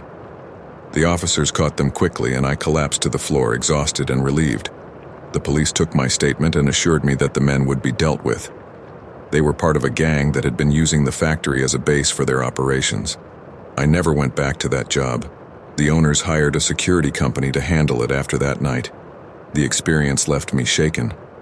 I had never been so scared in my life. It was pouring rain that night, and I could barely see the road. I was driving back from my sister's place, which was a good 3-hour drive. The storm had come out of nowhere, and my old car wasn't handling it well. Suddenly, the engine sputtered, and the car came to a stop. I tried turning the key again, but it was dead. My heart sank. I was alone on a deserted highway with no cell service. I sat there for a moment, the rain pounding on the roof, thinking about what to do. I decided to get out and check under the hood, even though I didn't know much about cars. As soon as I stepped out, I was drenched. The rain was freezing and the wind was making it hard to stand. I opened the hood and stared at the engine, not really sure what I was looking for. After a few minutes, headlights appeared in the distance. I felt a bit of relief. Maybe someone could help me. A large truck slowed down and pulled over in front of my car. The driver, a burly man in his 50s, climbed out and walked over to me. He asked if I needed help, and I explained my car had broken down. He looked at the engine and told me it didn't look good. He offered to give me a ride to the nearest town, which was about 20 miles away. I hesitated but realized I didn't have much choice. I grabbed my purse and locked the car, then climbed into the passenger seat of his truck. We drove in silence for a few minutes. I tried to make small talk, asking his name and where he was headed. He told me his name was Tom, and he was heading home after a long haul. Something about the way he said it made me uneasy, but I told myself I was just being paranoid. After a while, he started asking me questions, where I was from, if I was traveling alone. I answered vaguely, feeling more and more uncomfortable. His tone had changed, and there was a strange look in his eyes. I glanced at the door, thinking about jumping out, but we were going too fast. Suddenly, he turned off the highway onto a dark, narrow road. I asked where we were going, and he said it was a shortcut. My gut told me something was very wrong. I told him I wanted to go back to the main road, but he ignored me. Panic started to set in. I reached for my phone even though I knew there was no signal. He noticed and grabbed my wrist, squeezing it hard. He told me to put the phone away and keep quiet. My mind was racing, trying to think of a way out. I glanced around the cab, looking for anything I could use as a weapon. There was a heavy flashlight on the floor near my feet. We drove for what felt like an eternity. Finally, he stopped the truck in a secluded area surrounded by trees. He turned off the engine and looked at me with a creepy smile. He told me to get out.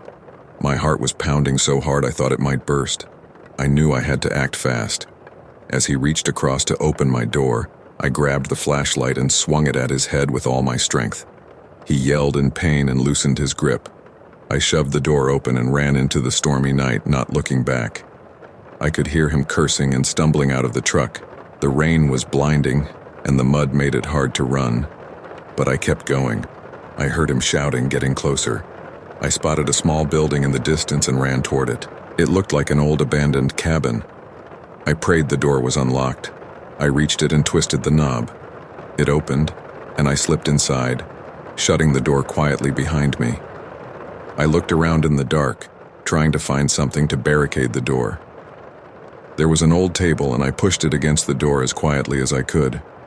I hid in a corner, clutching the flashlight, my heart racing. I could hear his footsteps outside, crunching on the gravel. He banged on the door, shouting for me to come out. I stayed silent, hoping he would think I had kept running. After a while, the noise stopped. I waited, listening to the rain and my own ragged breathing. I didn't dare move. Hours passed, and finally, the storm began to let up. I still didn't move, too scared to believe he was gone. As dawn approached, I heard another vehicle coming down the road. I peeked out a crack in the wall and saw a police car. Relief washed over me. I banged on the window, shouting for help. The officer got out and approached the cabin cautiously. I opened the door and ran out, explaining everything in a rush. The officer took me to the station, where I gave my statement. They sent a tow truck to get my car and promised to search for Tom. They said I was lucky to be alive. I still have nightmares about that night. I had been on this business trip for a few days now, halfway across the world in a foreign country. The city was bustling and vibrant during the day, but quieter at night. It was my first time here, and while the work was demanding, I was eager to explore the culture and sights. One evening, after finishing up a late meeting, I noticed a man lingering outside the building. He stood out, a bit too well dressed for the neighborhood, his eyes darting around as if searching for something or someone. I didn't think much of it at first, attributing it to my tiredness and the unfamiliarity of the place. I decided to take a longer route back to my hotel just to see more of the city. I kept glancing over my shoulder, and each time I saw the same man, a distance away but always there. The hairs on my neck prickled, and I quickened my pace, my heart beginning to race with a growing unease. By the time I reached my hotel, I was sure he had followed me. I entered cautiously, looking around for any sign of him, but the lobby was empty except for the receptionist. I tried to shake off the feeling, chiding myself for being paranoid. Maybe it was just a coincidence. But when I got to my room on the 8th floor, the feeling of dread intensified. The door was slightly ajar, and I knew I had locked it before leaving. My heart pounded as I cautiously pushed it open. The room had been ransacked, drawers pulled out, clothes strewn across the floor, papers scattered everywhere. I rushed inside, checking if anything valuable was missing. My laptop and phone were still there, but the room felt violated, invaded. I closed the door quietly, trying not to panic. Someone had definitely been here searching for something. Was it the man who had followed me? Why was he after me? I immediately called the hotel reception, my voice trembling slightly as I reported the break-in. They assured me they would send security up right away. While I waited, I searched through my belongings, trying to piece together what could have been taken or tampered with. Nothing seemed missing, but the feeling of being watched lingered. Security arrived quickly, a team of 2 guards who inspected the room thoroughly, asking me questions about when I had last been in the room and if I had seen anyone suspicious around. I described the man I had noticed following me earlier, and they exchanged concerned glances. They assured me they would increase patrols and keep an eye out for anyone matching his description. They advised me not to leave the hotel alone and to contact them immediately if I saw him again. I thanked them, feeling a bit safer with their presence, but the fear of being targeted gnawed at me. That night, I barely slept. Every creak of the hotel floorboards, every distant sound in the hallway made me jump. I kept the lights on, feeling exposed and vulnerable. The next morning, I hesitated to leave my room but forced myself to attend my scheduled meetings. I couldn't let this incident derail my work. Throughout the day, I couldn't shake the feeling of being watched. I kept scanning the faces in the crowds, half expecting to see the man from the night before. My mind raced with questions. Why was he after me? What did he want? Was it something to do with my work, or just a random act? That evening, after returning to the hotel, I noticed an envelope slipped under my door. My heart skipped a beat as I picked it up. Inside was a single sheet of paper with a message scrawled in messy handwriting. "Stay away. This is your only warning." My hands trembled as I read the words over and over, trying to make sense of them. Who was threatening me? What did they want me to stay away from? I called the front desk immediately, explaining what had happened and showing them the note. They assured me they would take it seriously and increase security measures. Fear gripped me tighter now. I couldn't stay in my room, feeling like a sitting duck. I decided to go down to the lobby and wait there, where there were more people around. I kept glancing nervously at the entrance, half expecting to see the man or someone else who looked suspicious. Hours passed and nothing happened. The hotel staff checked in on me regularly, offering reassurances and asking if I needed anything. I appreciated their concern, but couldn't shake the fear that had settled in my chest. As night fell again, I debated whether to change hotels or even leave the city altogether. But I had commitments here, and running away felt like giving in to the fear. I resolved to stay vigilant, to watch my surroundings closely, and to trust that the hotel security would keep me safe. That night, I barricaded the door with a chair and barely slept, jumping at every sound. Morning came slowly, and with it a sense of relief that I had made it through another night unharmed. I packed my bags quickly, eager to leave the hotel behind. Before checking out, I spoke to the hotel manager, expressing my concerns and asking for any updates. He assured me they were cooperating with the local authorities and would continue to monitor the situation. He offered his apologies for the ordeal I had been through, and I appreciated his understanding. I left the hotel with mixed emotions, relief at leaving but lingering fear about what had happened and whether the threat was truly over. I kept looking over my shoulder as I made my way to the airport, half expecting to see the man again. The flight back home felt like a sanctuary, a return to safety. I couldn't wait to be back in familiar surroundings, away from the unknown dangers of that foreign city. I vowed to be more cautious in the future, to trust my instincts, and to never underestimate the potential risks of traveling alone. It took time to shake off the fear, the sense of being hunted. I kept the note as a reminder of how quickly things could escalate, of the thin line between safety and danger in unfamiliar places. Looking back, I still don't know who was after me or why. Maybe I never will. But I learned valuable lessons about vigilance, about trusting my instincts, and about the importance of staying safe no matter where I am. I was working a late shift at the diner, and it was one of those slow nights where time seemed to drag. Around 9 p.m., an order came in for delivery. The address was an isolated house on the outskirts of town, a good 20-minute drive from the diner. It was an odd place for a delivery, but I didn't think much of it. I grabbed the food, hopped into my car, and set off. The drive was uneventful at first. The roads were quiet, and the streetlights became fewer and farther between as I drove out of town. After a while, I turned onto a narrow, winding road that led deeper into the countryside. The only light came from my headlights, and the trees on either side of the road loomed like dark sentinels. When I finally reached the house, it was even more isolated than I expected. It was an old 2-story building with peeling paint and a sagging porch. I parked my car and walked up to the front door, food in hand. I knocked, and after a moment the door creaked open. A man stood there staring at me with an intense expression. He was tall and thin with unkempt hair and a scruffy beard. "Delivery from the diner," I said, trying to sound cheerful. He nodded and stepped aside, gesturing for me to come in. As soon as I crossed the threshold, he shut the door behind me with a loud thud.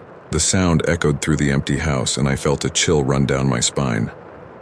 He led me into the living room, which was sparsely furnished and dimly lit. "Wait here," he said, his voice low and rough. He disappeared into another room, and I stood there clutching the bag of food, feeling increasingly uneasy. Minutes passed and the man didn't return. I started to get nervous. I set the food down on a dusty table and glanced around the room.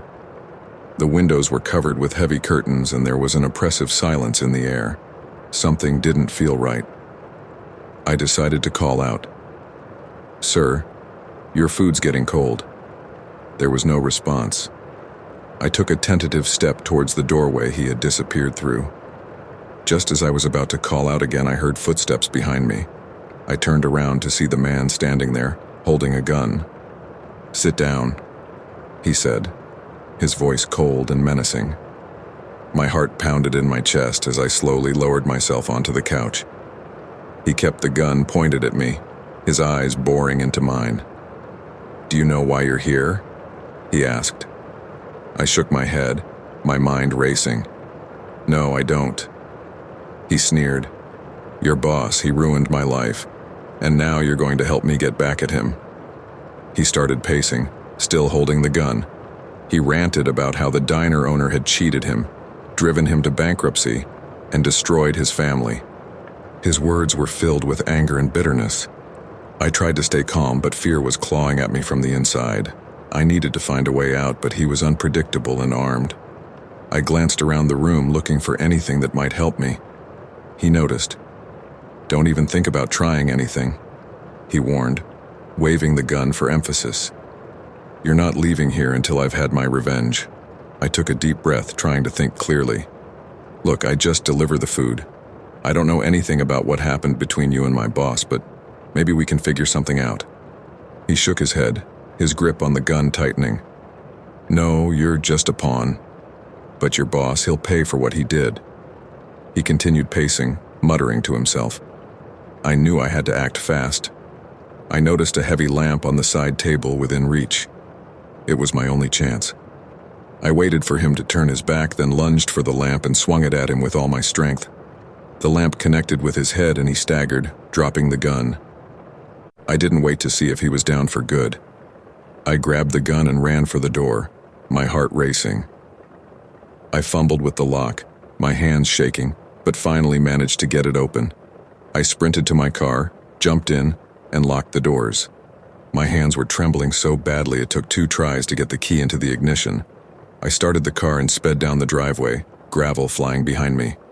In the rearview mirror, I saw the man stumble out onto the porch, clutching his head. I drove back to town as fast as I could, my mind a whirlwind of fear and adrenaline. When I reached the diner, I called the police and told them everything. They arrived quickly and went out to the house. They found the man still there, disoriented and bleeding from the head wound. He was arrested and taken into custody. It was only then that I allowed myself to break down, the full weight of what had happened hitting me. I was safe, but the fear and tension of those moments stayed with me long after. The diner owner thanked me for my bravery, but I couldn't shake the feeling that I had narrowly escaped a much worse fate. From the city and all the noise, the first couple of days were perfect. We hyped, roasted marshmallows, and told stories around the campfire. The kids loved it. The trees were massive and everything felt peaceful. But on the 3rd night, things started to get strange. It was around midnight when I first heard the noises. At first I thought it was just animals, maybe a raccoon. But then I heard voices. Low, whispering voices. I got out of the tent to take a look. I couldn't see anything, but the feeling that someone was watching us was overwhelming. The next morning, I found footprints around our campsite. They were too big to be from any of us. I tried to brush it off, telling myself it was probably just other campers passing through. But deep down, I knew something wasn't right.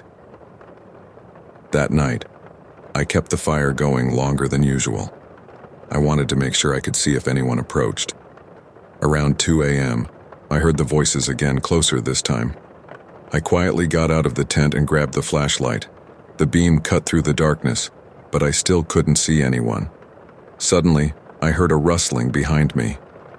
I spun around, and there they were, 3 men, dirty and wild, standing just outside the circle of light. My heart pounded in my chest. I knew right away these weren't ordinary campers. One of them stepped forward and smiled. "Nice night, isn't it?"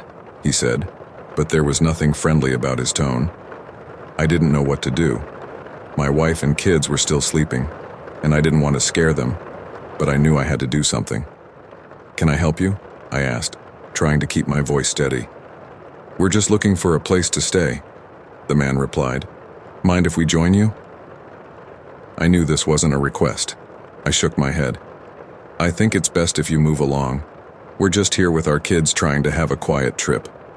The man's smile faded. "Oh, we insist," he said, stepping closer. The other 2 men spread out, flanking me.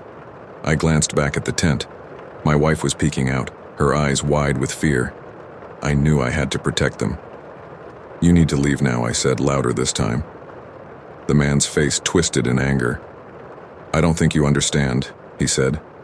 "We're not going anywhere." One of the other men lunged at me, but I managed to dodge and push him away. "Wake up the kids and get to the car," I shouted to my wife.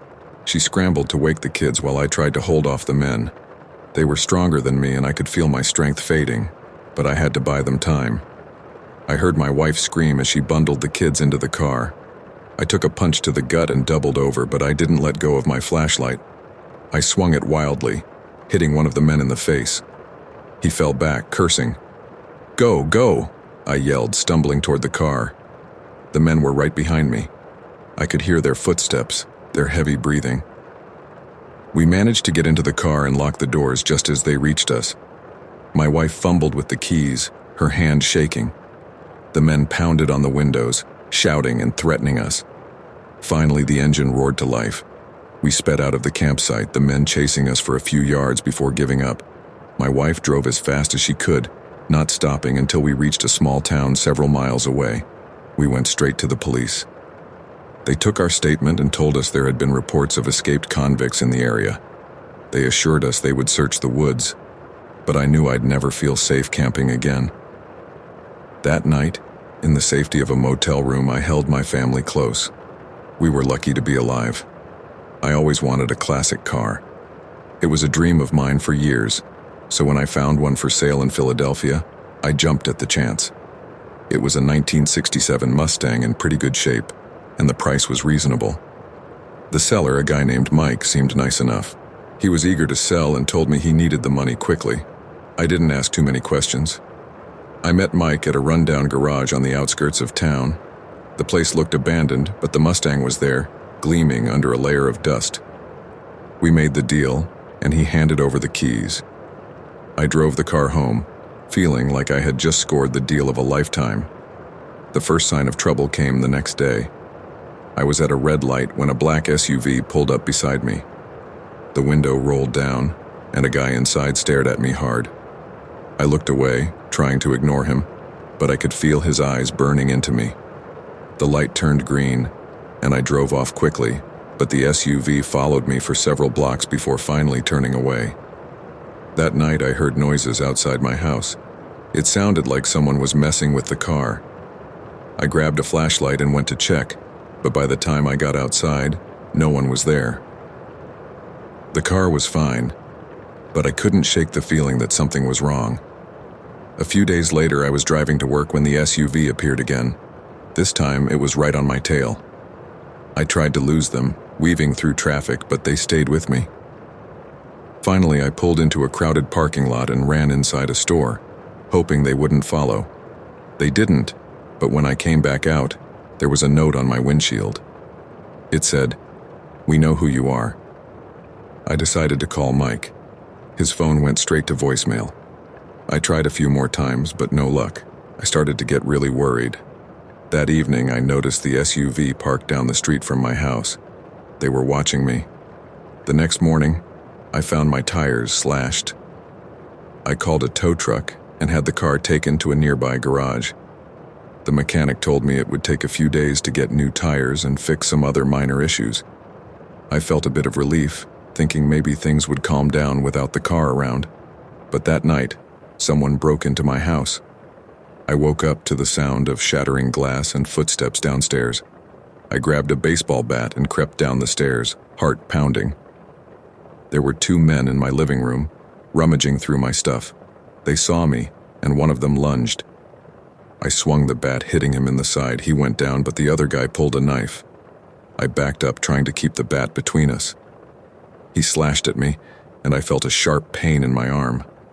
I swung the bat again, hitting his arm and knocking the knife away. He tackled me, and we both went down hard. I managed to get on top of him and hit him again until he stopped moving. I grabbed my phone and called the police. They arrived within minutes and arrested the 2 men. I was taken to the hospital where I got stitches for the cut on my arm. The police questioned me about the men, but I didn't know anything. They took my statement and promised to look into it. A few days later, I got a call from a detective. He told me that the men who broke into my house were part of a gang, and they were looking for something they thought Mike had left in the car. He wouldn't say what, but it sounded serious. The detective advised me to stay somewhere safe until they could sort things out. I stayed with a friend for a while, hoping the police would catch the rest of the gang. They kept the Mustang as evidence, which was fine by me. I didn't want anything to do with it anymore. Eventually, the police busted the gang, and things started to calm down. They returned the car, but I sold it as soon as I could. I didn't want any more trouble. I live in a small town in Utah where everyone knows everyone else. It's the kind of place where people are friendly, maybe a little too friendly sometimes. That's what I thought about the mechanic Tom, who worked at the auto shop just down the road from my house. He always had a smile on his face and a joke ready, but there was something about the way he looked at me like he knew something I didn't. I first started getting suspicious when I took my car in for a routine oil change. Tom was friendly enough, asking about my job and where I lived, but then he started asking more personal questions, like if I lived alone and what I did on the weekends. It made me uncomfortable, but I brushed it off as small talk. A few days later, I noticed Tom driving past my house. I didn't think much of it at first, but then I started seeing him more often, always lingering nearby whenever I went out. It was like he was watching me. I tried to ignore it, but it got under my skin. One night, I was working late in my garage when I heard footsteps outside. I peered through the window and saw Tom standing there staring at me. I felt a chill run down my spine. I asked him what he was doing there, but he just smiled and said he was passing by. I didn't believe him. After that, I started noticing things missing from my garage. Small tools and equipment that I knew I had left out. I couldn't prove it was Tom, but I had a feeling he was somehow involved. I started locking up tighter, checking all the doors and windows before I went to bed. One night I woke up to the sound of someone trying to break into my house. I grabbed a baseball bat and crept downstairs, my heart pounding in my chest. I saw Tom outside, trying to force open the back door. I yelled at him to leave, but he just laughed and kept trying. I called the police, but by the time they arrived, Tom was gone. They took a report, but there wasn't much they could do without evidence. I felt helpless, like I was being hunted in my own home. The next day, I went to the auto shop to confront Tom. I demanded to know why he was stalking me and trying to break into my house. At first, he denied it, but when I threatened to go to the police again, he confessed. He said he had become obsessed with me, watching me from afar and fantasizing about being with me. He thought if he could just get close enough, I would fall in love with him. It sent a shiver down my spine, knowing how close I had come to being harmed by someone I thought I could trust. I moved out of that town as soon as I could, never looking back. I still have nightmares about Tom and what could have happened if I hadn't caught him in time. I had been exploring the vast woods of Maine for a few days. The silence and beauty of nature were all I needed to clear my head. It was supposed to be a peaceful escape from my stressful job. I had a small cabin rented for the week, far from any town or other people. One afternoon, while hiking deeper into the forest, I heard a faint cry. It sounded like a child. My heart started pounding as I rushed toward the sound. After a few minutes, I found a small boy lying on the ground, clutching his leg.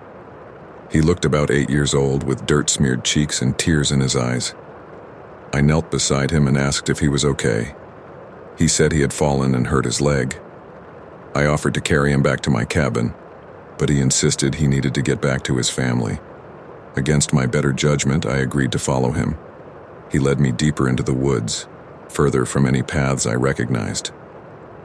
After what felt like an hour, we arrived at a rundown shack hidden among the trees. I had a bad feeling, but the boy seemed desperate. As we approached, the door creaked open and a man stepped out. He was tall and unkempt, with a wild look in his eyes. Behind him, 2 more men emerged, equally rough-looking. "Who are you?" the first man demanded. I explained what had happened, hoping they were just a strange, reclusive family. The man's expression softened slightly as he looked at the boy. "That's my nephew," he said, but there was something off in his tone. Before I could react, one of the other men grabbed my arm. "You're coming inside," he said gruffly. Panic surged through me as they pulled me into the shack. The interior was dark and smelled of mildew. There were makeshift beds and empty cans scattered around. It looked like they had been living there for a while. The man who seemed to be in charge shoved me into a corner and demanded to know if I had told anyone I was coming here. I lied and said no one knew. He eyed me suspiciously but seemed to believe me for the moment. The boy sat quietly on one of the beds, avoiding my gaze. I realized he must have been coerced into luring me here. The men started talking among themselves in hushed tones, occasionally glancing my way. I caught bits and pieces about being on the run and needing to move again. I knew I had to escape, but they were watching me closely. The windows were boarded up, and the door was the only exit. I needed to find a way to distract them. My chance came when one of the men left to fetch water, and the others seemed to relax a bit. I told them I needed to use the bathroom, hoping they had one inside. The leader pointed to a small, filthy room at the back. I went in and locked the door, my mind racing. There was a small window, but it was too high and narrow to climb through. I noticed a rusty old mirror hanging on the wall, and an idea struck me. I smashed the mirror, breaking off a shard to use as a weapon. Taking a deep breath, I opened the door and walked back into the main room. The men were startled by the noise, and I saw the leader's eyes widen when he saw the shard in my hand. "Stay back," I warned, my voice shaking. The leader laughed, but it was a nervous laugh. I took a step forward, brandishing the shard. The other man moved to grab me, but I slashed at him, catching his arm. He yelped in pain and stumbled back. In the commotion, the boy ran to my side. "This way," he whispered, pulling me toward the back of the shack. We slipped out through a narrow door that led to a small clearing. I could hear the men shouting behind us. We ran through the woods, branches scratching our skin. The boy seemed to know where he was going, and I followed him blindly. My heart pounded in my chest, and I could hear the men crashing through the forest behind us. Eventually, we reached a small river. The boy led me to a hidden path that ran alongside it. We followed the path until we came to an old, abandoned cabin. We hid inside, trying to catch our breath. The boy explained that he and his mother had been taken by the men a few months ago. His mother had tried to escape and was killed. He had been too scared to run until now. We stayed hidden until nightfall, then made our way back to my cabin. I called the police and reported everything. They arrived quickly, and a search party was sent out. The men were eventually caught, and the boy was taken into protective custody. The experience left me shaken. The woods, which had once felt so peaceful, now seemed filled with hidden dangers. I cut my trip short and returned home. I decided to go backpacking in the Swiss Alps. It was something I had always wanted to do, and I finally had the time and savings to make it happen. The scenery was incredible and the weather was perfect. I spent the first few days hiking through valleys and over mountain passes, enjoying the solitude and the beauty of the landscape. On the 4th day, I met another solo hiker. His name was Lucas, or at least that's what he told me. He was around my age, mid-30s, with short brown hair and a friendly demeanor. We started talking and ended up hiking together for most of the day. He seemed knowledgeable about the area and even gave me some tips on where to camp and which trails to take. We set up camp near a small lake that evening. Lucas seemed relaxed, and we shared stories about our travels and lives back home. He said he was from Germany and was taking some time off to explore the Alps. He had a charming way about him, and I felt at ease in his company. The next day we continued hiking together, but as the day went on, I started to notice little things that didn't quite add up. He seemed to know too much about avoiding main trails and finding secluded spots. His gear was top-notch, almost like he was prepared for more than just a casual hike. That night, as we sat by the campfire, Lucas became more serious. He asked me if I had told anyone where I was going or when I planned to return. It seemed like an odd question, but I didn't think much of it at the time. I told him I had given my itinerary to a friend back home. The next morning, I woke up to find Lucas already awake and packing his things. He looked tense and his friendly demeanor was gone. He told me he needed to move quickly and that it was best if we split up. I was confused but agreed, thinking maybe he just wanted to hike alone again. As I packed my gear, I noticed my wallet was missing. Panic set in. I confronted Lucas, but he denied taking it. I didn't believe him, but I was alone in the mountains with no way to prove it. I decided to leave and head back to a more populated area as quickly as possible. I hiked for hours, trying to put as much distance between us as I could.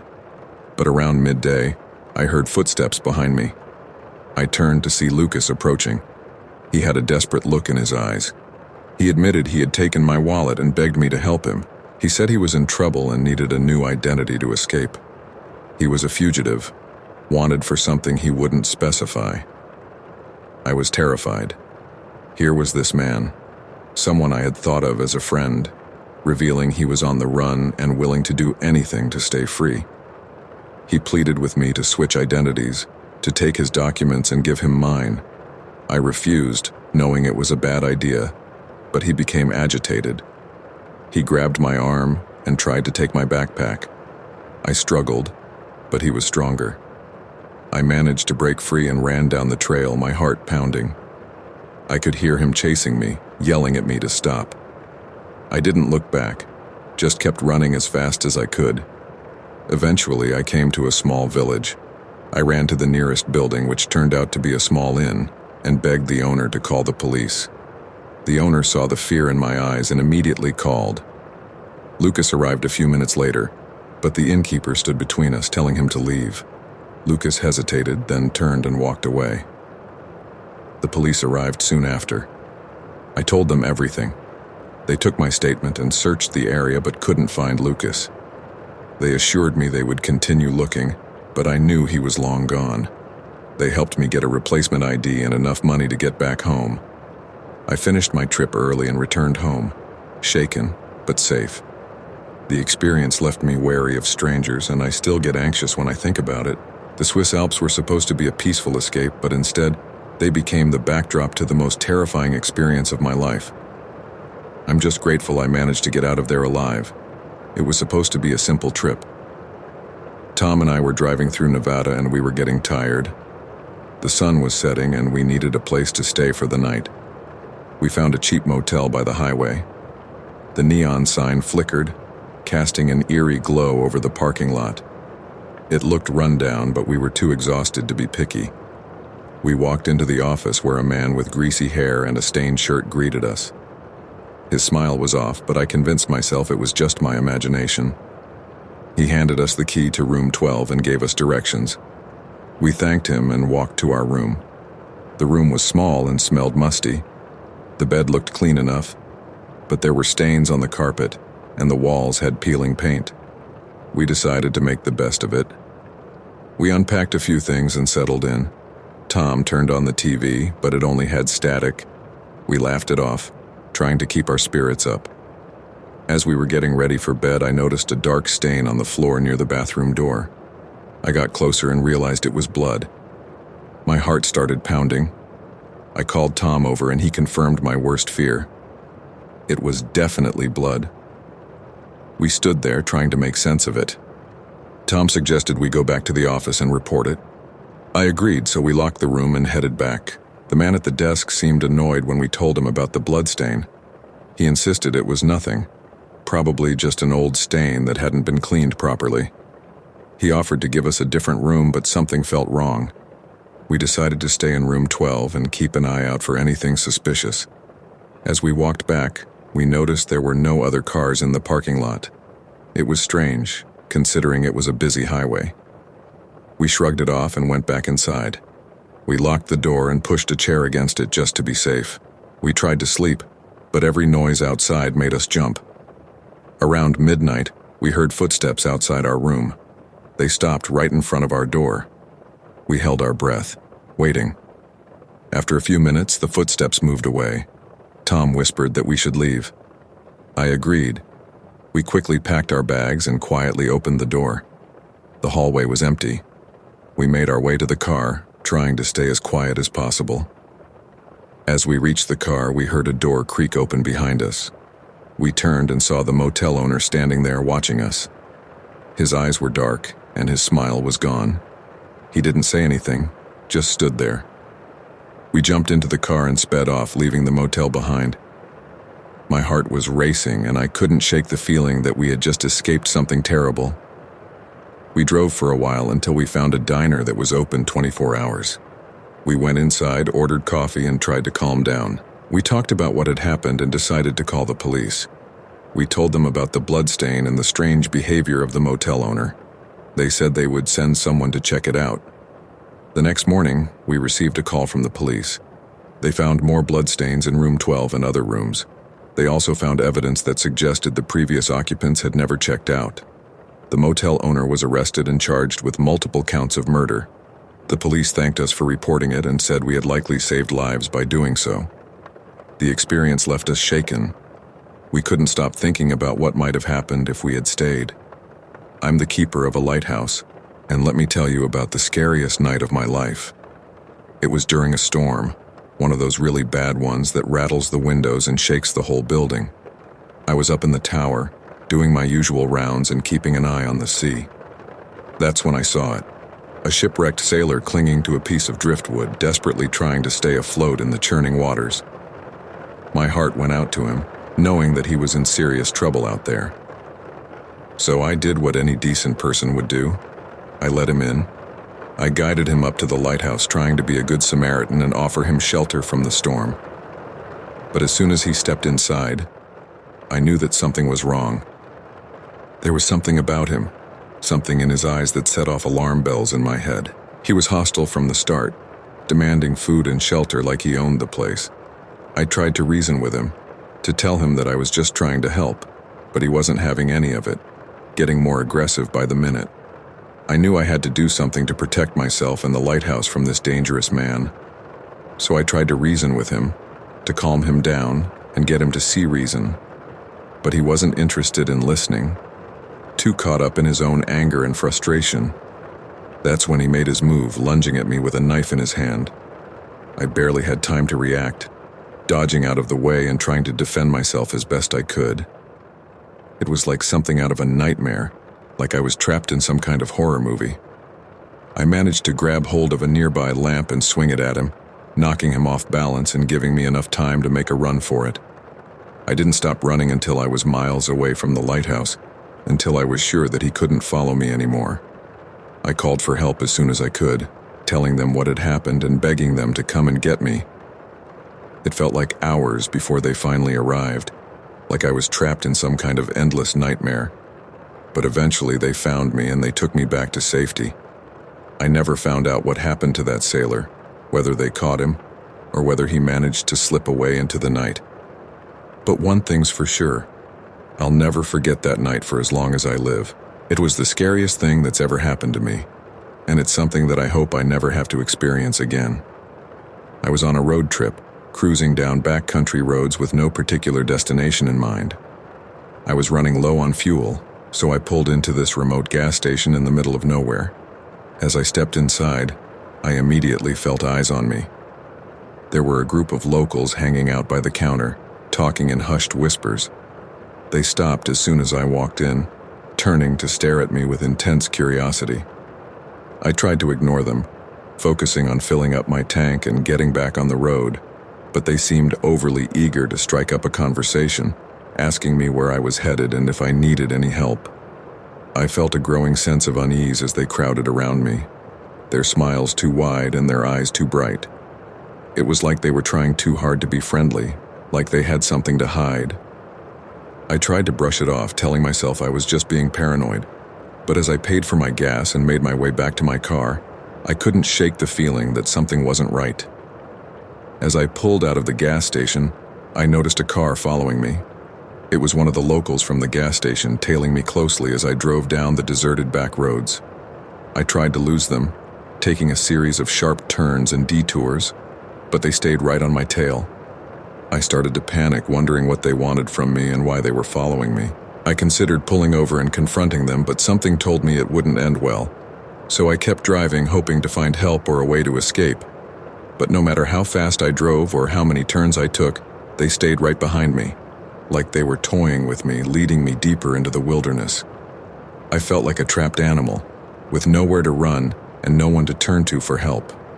I knew I had to do something, anything, to get away from them. Finally, I spotted a turnoff up ahead, a narrow dirt road leading off into the trees. Without thinking, I slammed on the brakes and swerved onto the dirt road, praying it would lead me to safety. As I drove deeper into the forest, the car following me fell further and further behind. I breathed a sigh of relief, grateful to have escaped whatever danger they posed. I drove for hours, not stopping until I was safely back on the main road, far away from that remote gas station and the locals who had tried to trap me. I'm a travel blogger, always on the lookout for the next great adventure to share with my readers.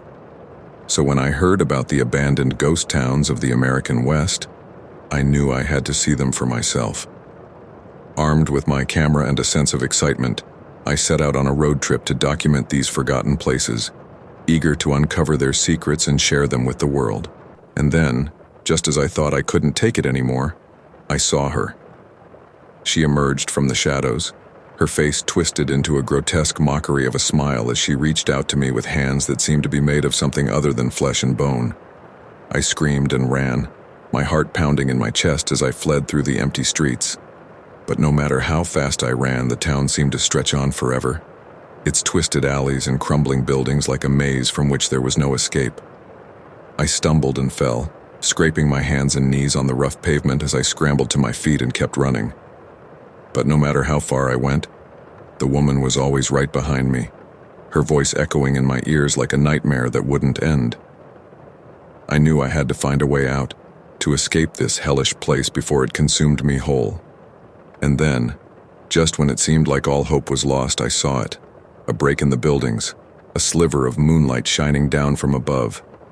With one final burst of energy, I sprinted towards it, my lungs burning with exertion as I fought to reach safety.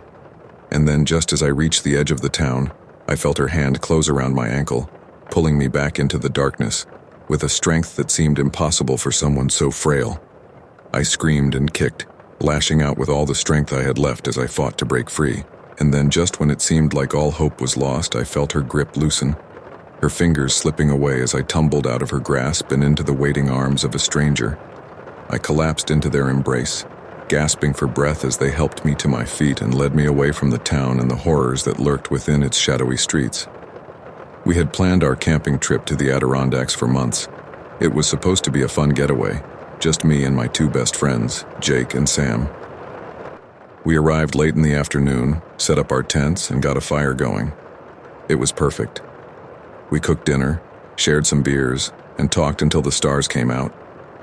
The woods were peaceful, just the sounds of nature around us. We went to bed around midnight, excited for a day of hiking and exploring. I woke up suddenly in the middle of the night. It was quiet, too quiet. I could hear something outside, the sound of someone moving around. At first I thought it was an animal, but then I heard whispers.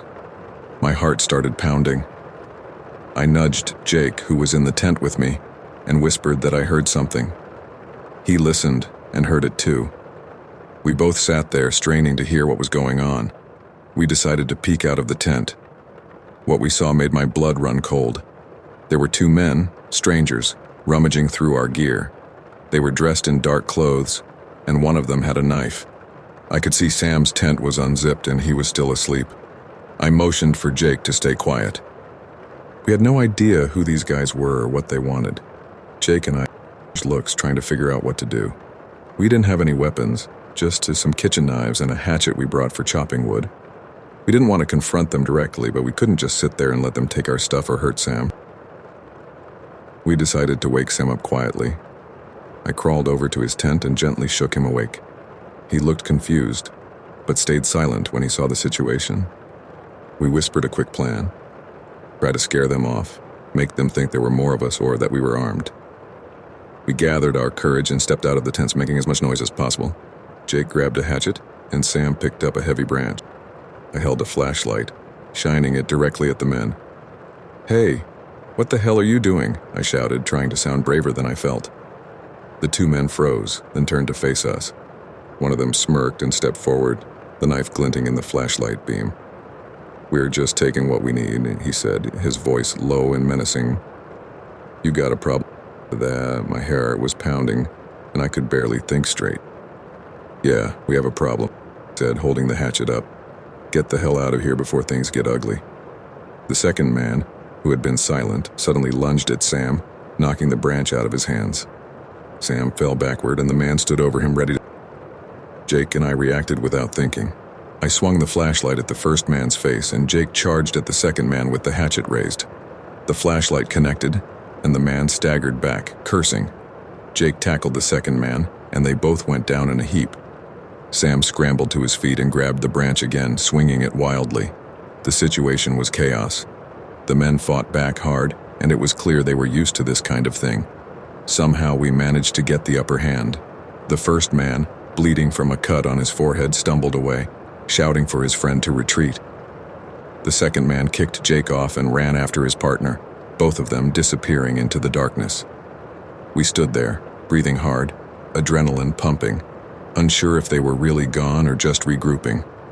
We quickly gathered our gear, packing up as fast as we could. We decided it was too dangerous to stay. We didn't know if those guys would come back with more people or weapons. The hike back to the car in the dark was tense, every sound making us jump. When we finally reached the car, we piled in and locked the doors. None of us spoke much on the drive back, still shaken from the encounter. We reported the incident to the park rangers the next day, but we never found out who those men were or why they targeted us. That trip changed everything. The woods didn't feel safe anymore. We still go camping, but we're more cautious now. We never go unarmed, and we always stay in places where there are other people around. That night in the Adirondacks was the scariest experience of my life, and I'm just glad we made it out alive. I had been driving all day through the Midwest, just looking for a place to rest for the night. I spotted a small, secluded motel off the highway and decided it was as good a place as any to stop. It looked old and kind of run down, but I was too tired to be picky. I parked my car and went into the office. The manager was an older guy, seemed friendly enough, but there was something off about his eyes. He gave me a key to room 6 and told me to enjoy my stay. I nodded and headed to my room, trying not to overthink it. The room was what I expected, small with outdated furniture and a musty smell. I locked the door behind me and dropped my bag on the bed. After a quick shower, I lay down, hoping to get some sleep. I turned on the TV to drown out the silence.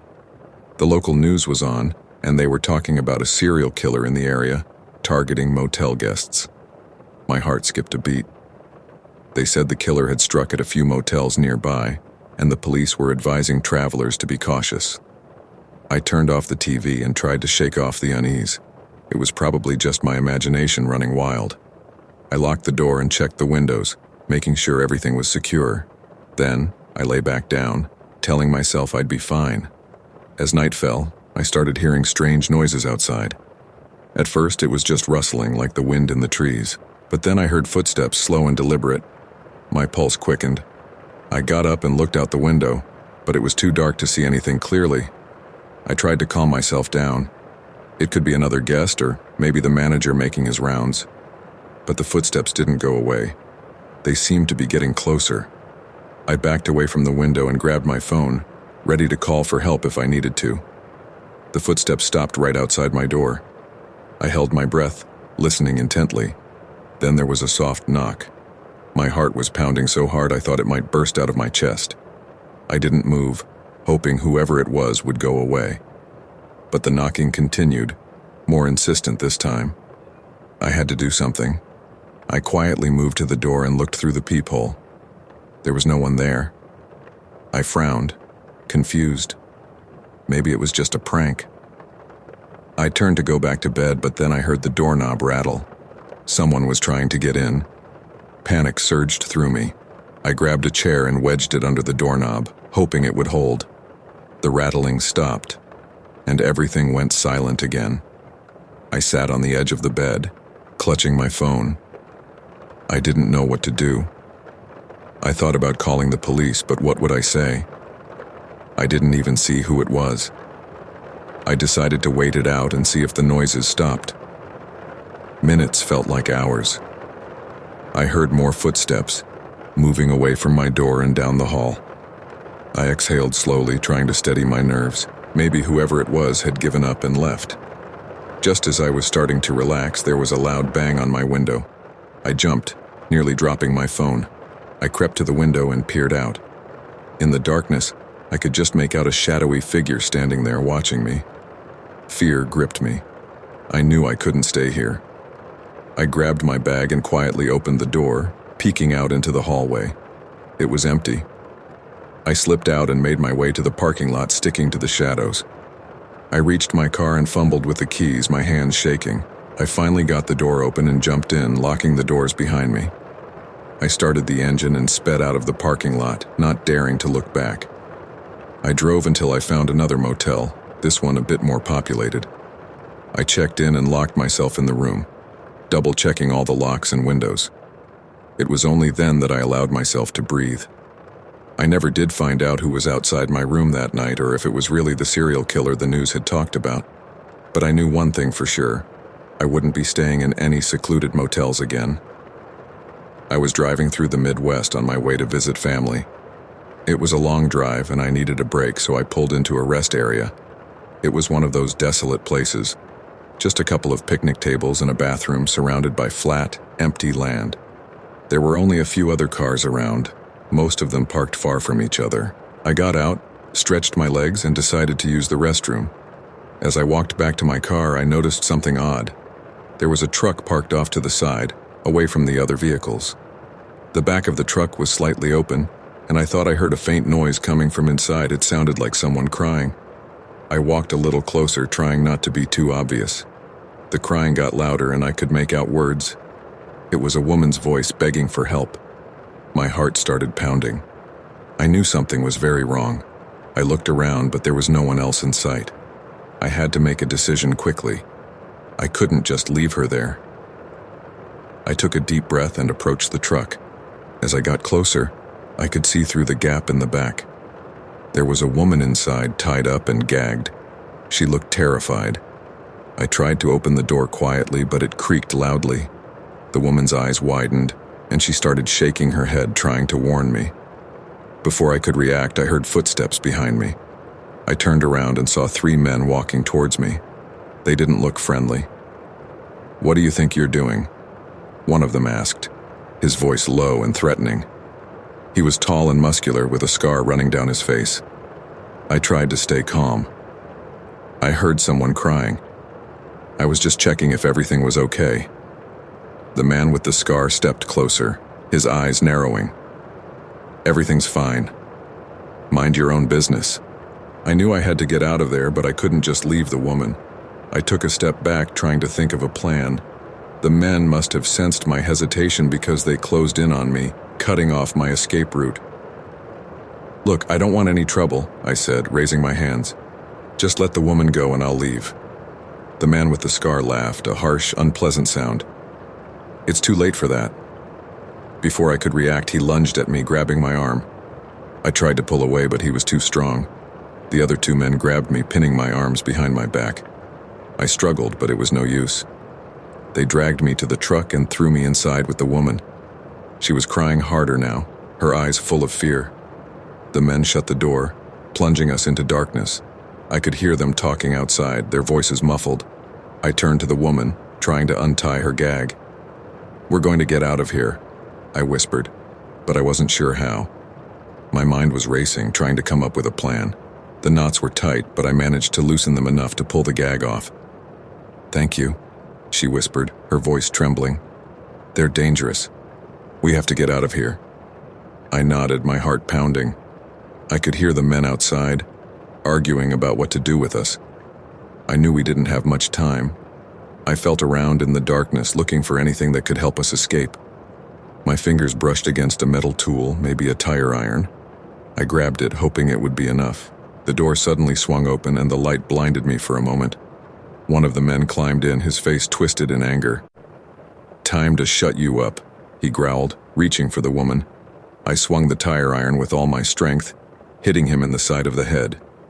He stumbled back, cursing. I didn't wait for him to recover. I grabbed the woman's hand and pulled her out of the truck. We ran towards my car, but the other two men were already coming after us. I could hear their footsteps pounding on the pavement, getting closer. I fumbled with my keys, trying to unlock the door, my hands shaking. I finally got the door open and jumped in, locking the doors behind us.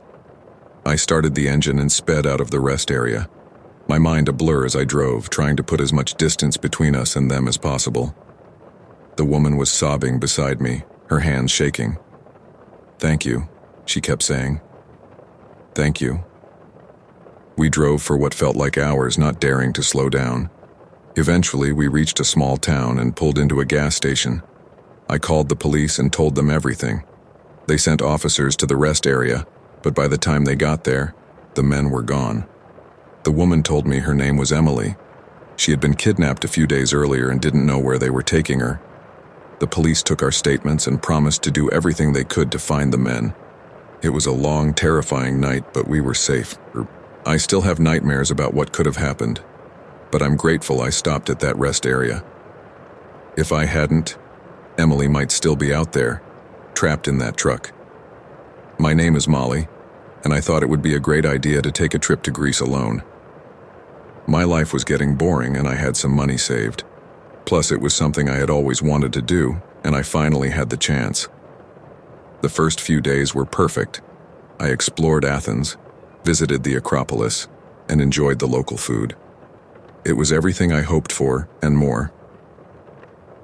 One morning, I woke up in my small hotel room, ready for another day of adventure.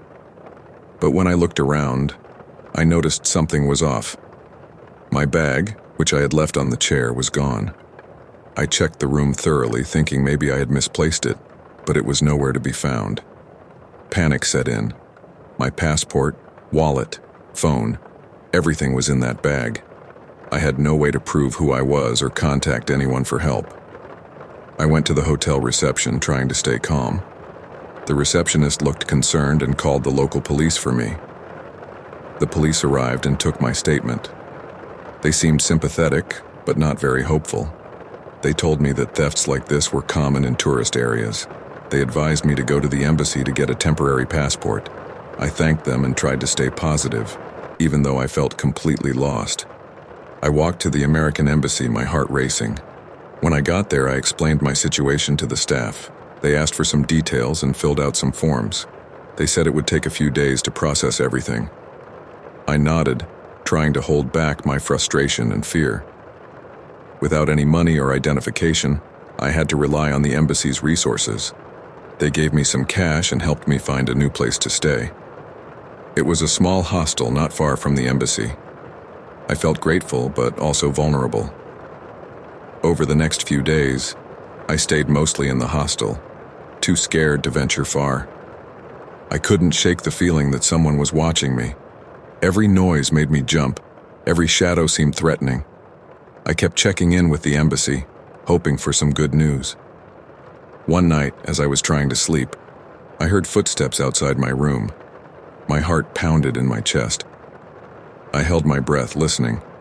The footsteps stopped right outside my door. I slowly got up and crept to the door, peeking through the peephole. There was no one there.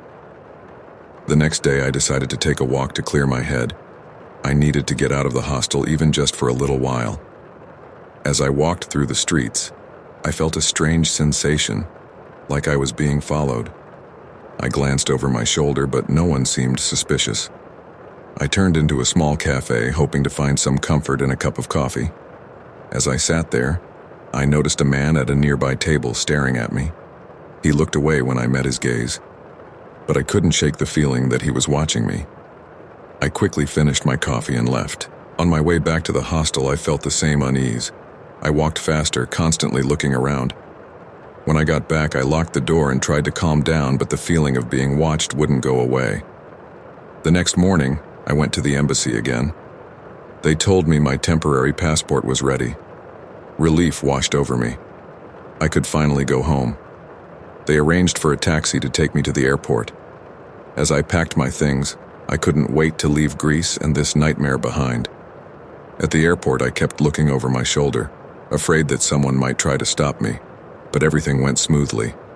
I boarded the plane, took my seat, and let out a sigh of relief. As the plane took off, I was finally going home. The whole experience left me shaken. I loved Greece, but the fear and anxiety I felt overshadowed everything else. I was traveling through the remote woods of Siberia, a place I'd always wanted to see.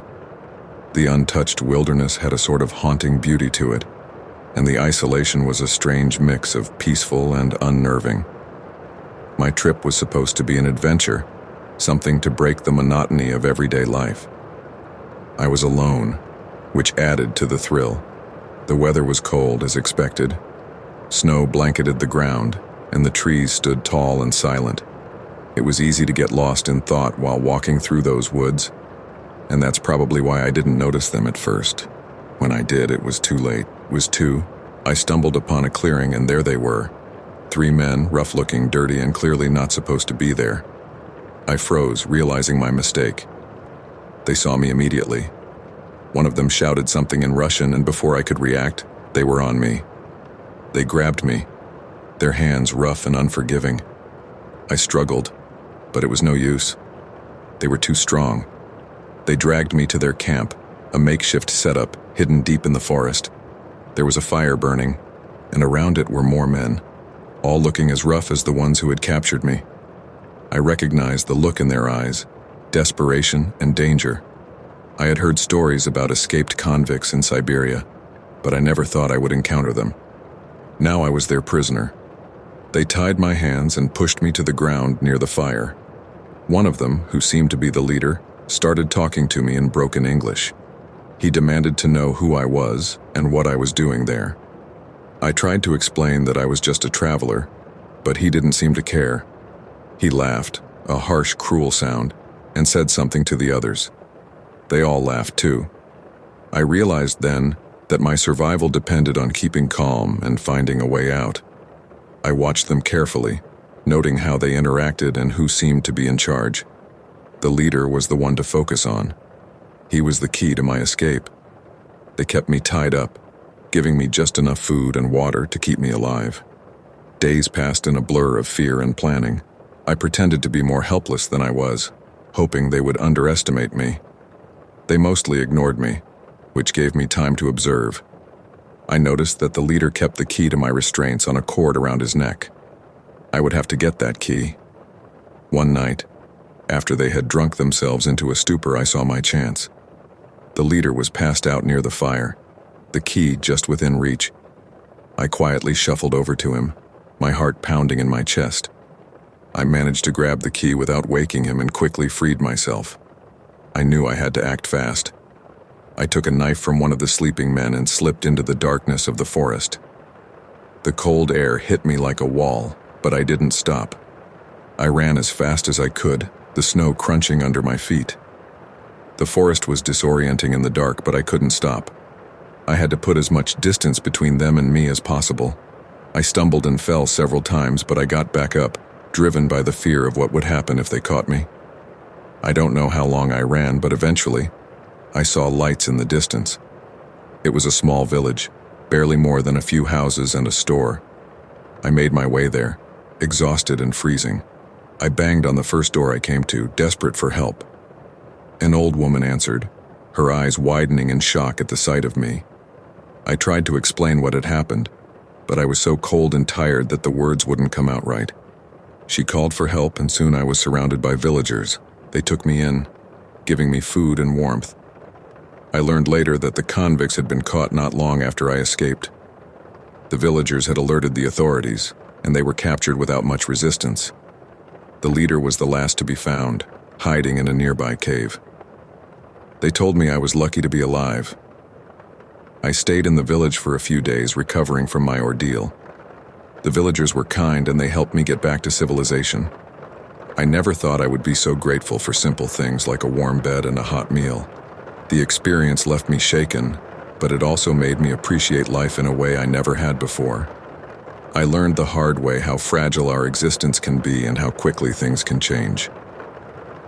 I moved to a small rural town in Montana to get away from the hustle and bustle of city life. It was quiet, peaceful, and just what I needed. The neighbors were friendly, but everyone mostly kept to themselves. My house was at the edge of town, surrounded by fields and a thick forest. One evening, as I was getting ready to go to bed, I noticed a van parked down the road. It wasn't a vehicle I recognized. At first, I didn't think much of it.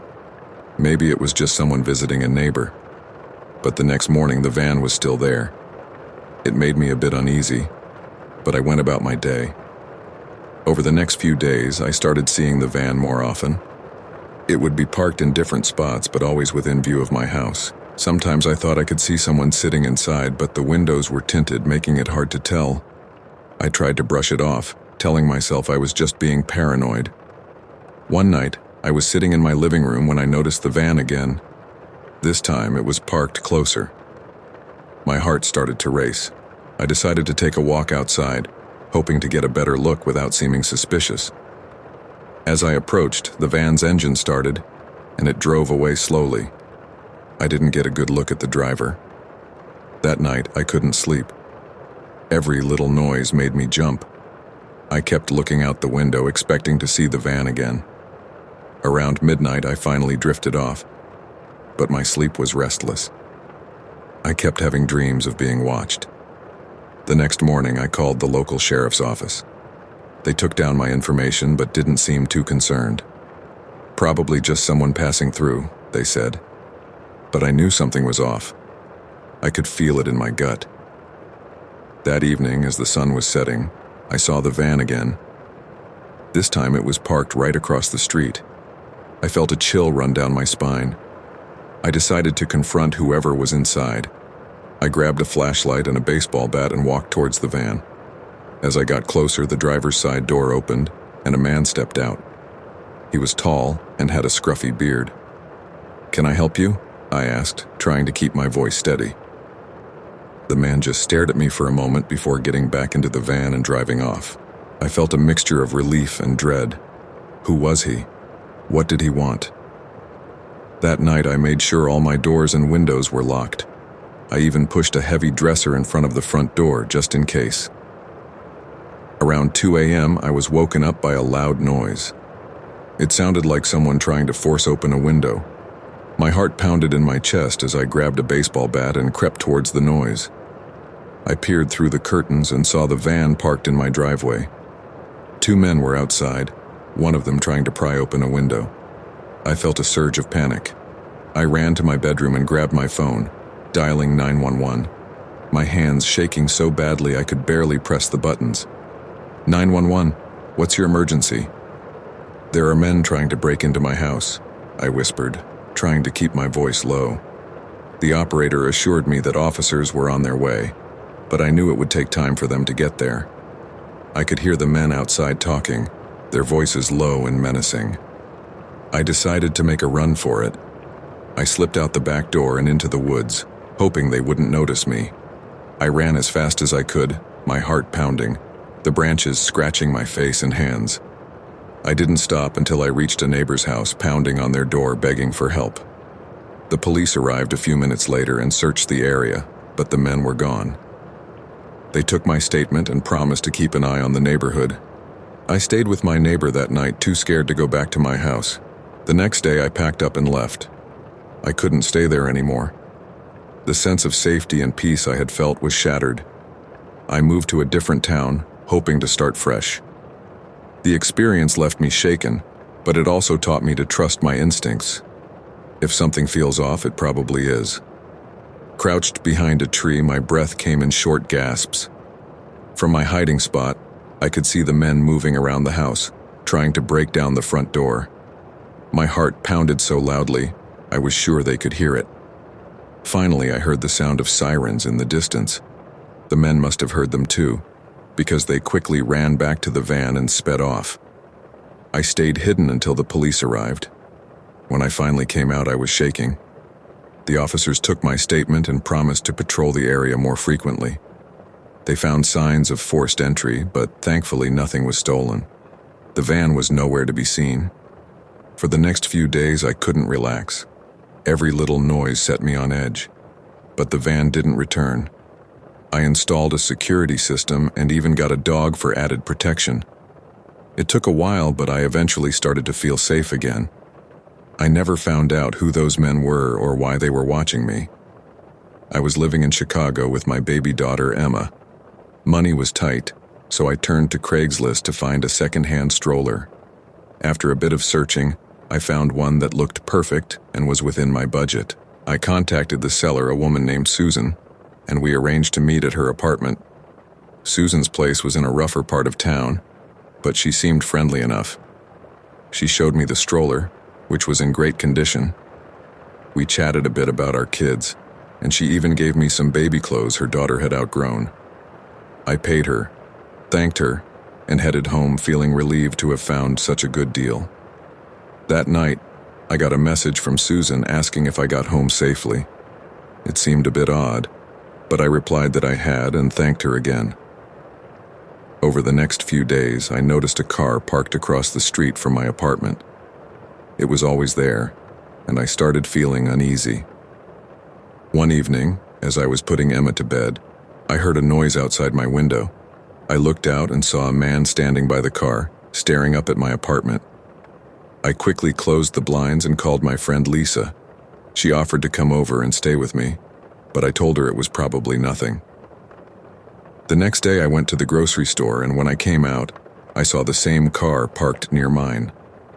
The man was sitting inside watching me.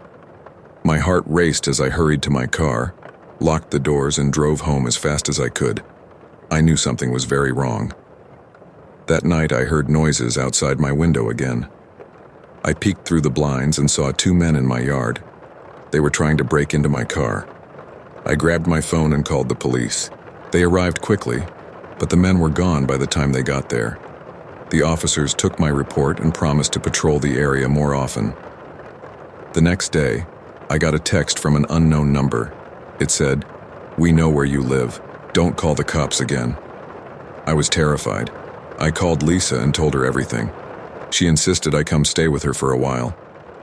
I packed a bag for Emma and me, and we left that night. At Lisa's place, I felt a bit safer, but I couldn't shake the feeling of being watched.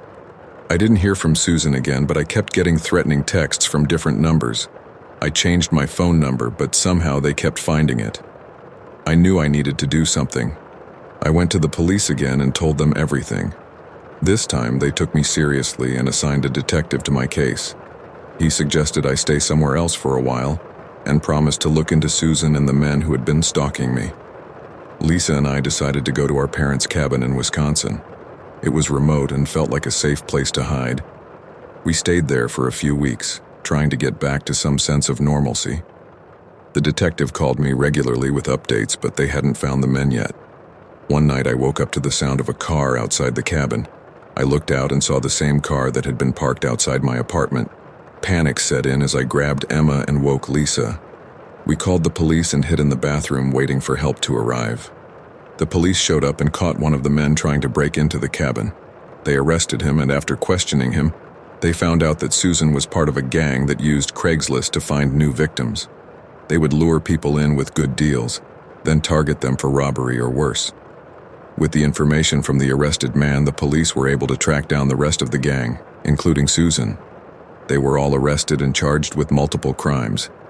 It was a long and stressful process, but I was relieved when they were finally behind bars. I moved to a new apartment in a different part of the city and took extra precautions to ensure our safety. I was driving through Wyoming on a road trip, just trying to clear my head. It was getting late, and I was too tired to keep going, so I decided to stop at a small motel just off the highway. The neon sign said, "Vacancy." It looked a bit run down, but I didn't care. I just needed a place to sleep. I walked into the office, and there was a man behind the desk. He looked tired, with bags under his eyes and a cigarette hanging from his lips. He gave me a room key without much conversation. Room 12. I thanked him and walked to my room. The hallways were dimly lit and everything smelled faintly of mildew.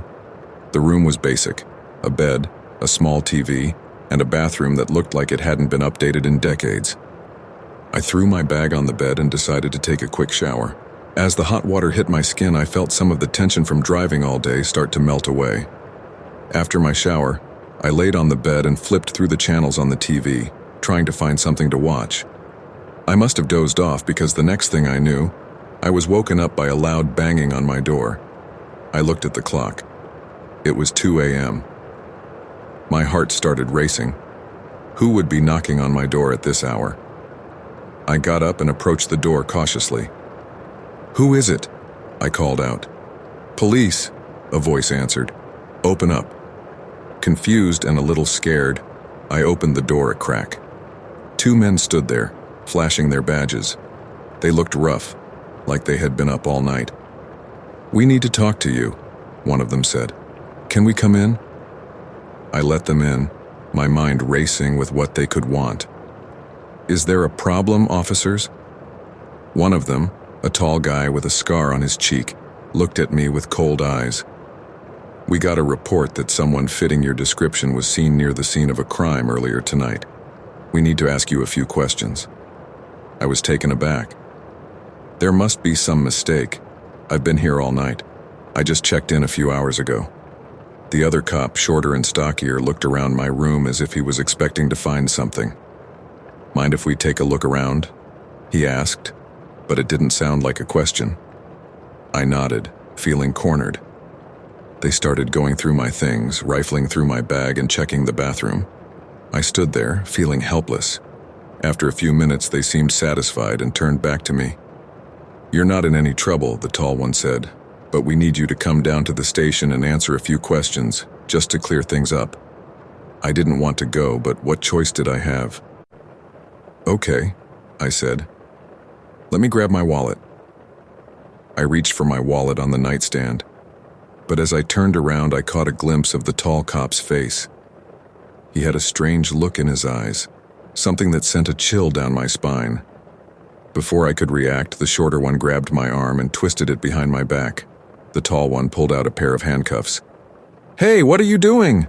I shouted, struggling against them. "Just a precaution," the tall cop said, but his tone was menacing. They cuffed me and dragged me out of the room, ignoring my protests. They shoved me into the back of their squad car and started driving. My mind was racing. This didn't feel right. They weren't taking me to the station. We were heading out of town, into the dark, empty stretches of road. I tried to stay calm, thinking of a way out. "Where are you taking me?" I asked, trying to keep my voice steady. "Just a little detour," the tall cop said, glancing at me in the rearview mirror with that same cold look. The car finally stopped in a secluded area, far from any lights or buildings. They pulled me out and pushed me to the ground. My heart was pounding in my chest. I knew I was in serious trouble. "We can't let you go," the tall cop said. "You know too much." "But I don't know anything," I shouted. "You've got the wrong guy." They didn't listen. The shorter cop pulled out a gun and pointed it at me. I closed my eyes, bracing for the worst. But then a miracle happened. I heard the sound of another car approaching. The cops looked at each other, panicked. "We have to go," the tall one said. They jumped into their car and sped off, leaving me cuffed and lying on the ground. The other car stopped, and a man got out. He was a truck driver who had seen the squad car and decided to check what was going on. He freed me from the cuffs and drove me to the nearest town, where I reported everything to the real police. It turned out those cops were part of a corrupt group involved in various illegal activities, and they thought I was a witness who could expose them. They were arrested and charged, but the whole experience left me shaken. We decided to go camping in the Texas Hill Country. It was supposed to be a weekend getaway for me and my friends, just a break from our busy lives. We found a spot by the river, secluded and peaceful. It seemed perfect. The first night was calm. We set up our tents, made a fire, and enjoyed the quiet. The stars were bright, and the sound of the river was soothing. We stayed up late talking and laughing. There was no sign of trouble. The next day we explored the area. The hill country was beautiful with rolling hills and dense forests. We hiked, took photos, and swam in the river. Everything was going great until we returned to our campsite that evening.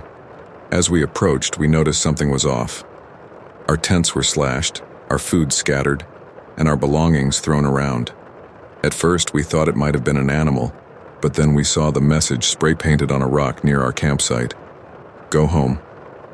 We were shaken, but decided it was probably just a prank. We cleaned up the mess and decided to stay one more night.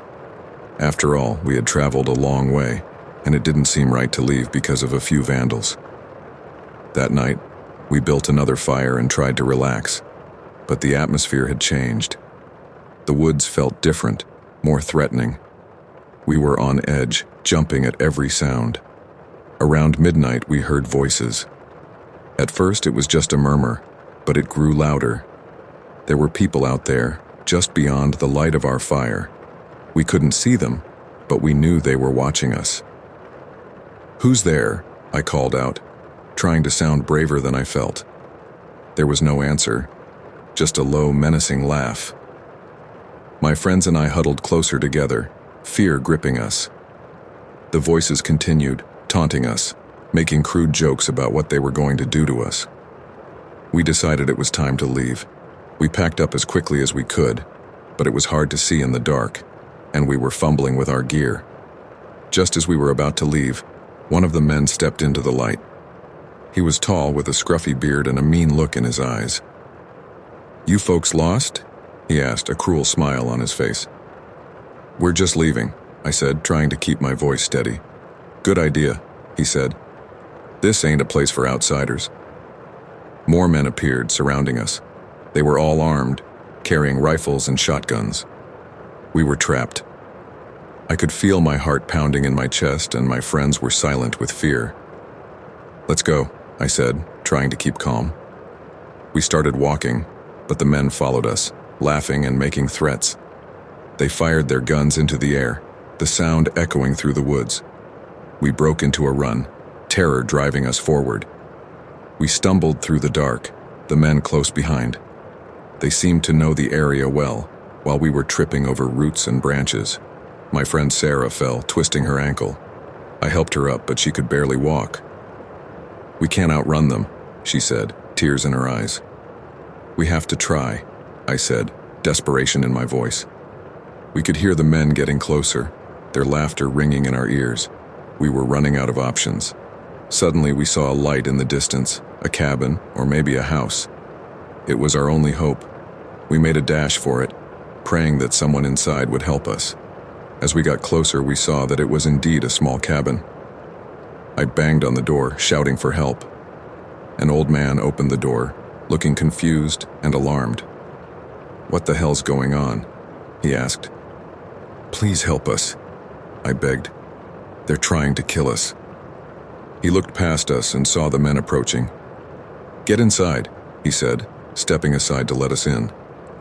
We rushed inside, and he slammed the door shut, locking it. The men outside banged on the door, shouting and cursing. The old man grabbed a shotgun from the corner and pointed it at the door. "Stay back," he shouted. "This is private property." There was a tense silence, and then the men outside started to back off. "We'll be back," one of them shouted, "and you better not be here when we do."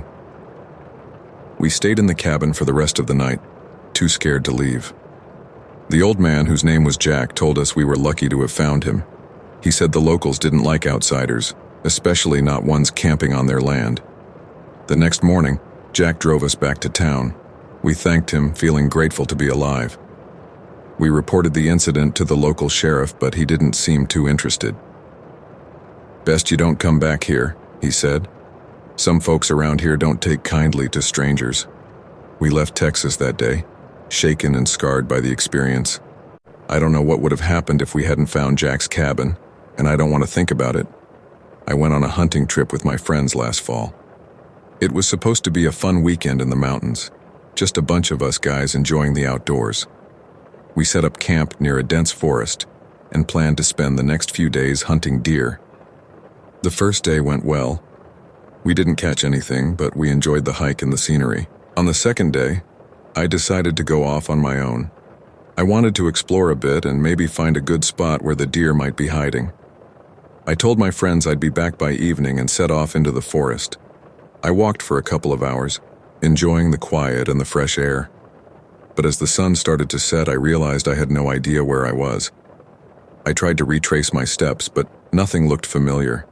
The forest seemed different, darker, and more confusing. I started to panic a little, but I kept walking, hoping to find a landmark or a path. That's when I saw the cabin. It was an old, run-down place, half hidden by the trees. I was relieved to see it, thinking I could ask for directions or at least use a phone. I knocked on the door, but there was no answer. I pushed the door open and stepped inside. The place was a mess.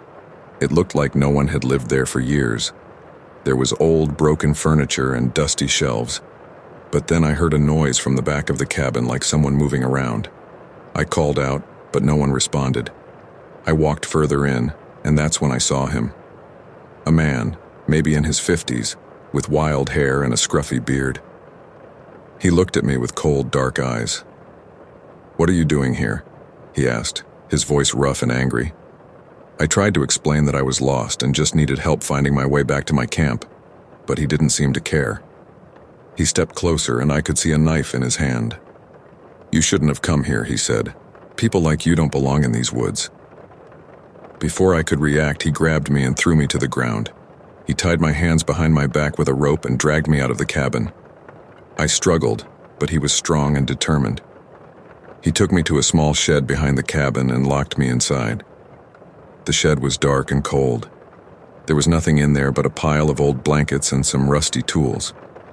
I tried to free my hands, but the rope was too tight. I shouted for help, but no one could hear me. I was completely alone. Hours passed, and I started to lose hope. The man hadn't come back, and I had no idea how long I would be stuck there. I thought about my friends, wondering if they were looking for me. I felt so helpless and scared. Just when I was starting to give up, I heard footsteps outside the shed. The door creaked open, and the man stepped inside. He had a sinister smile on his face. "Ready to go for a walk?" he asked, yanking me to my feet.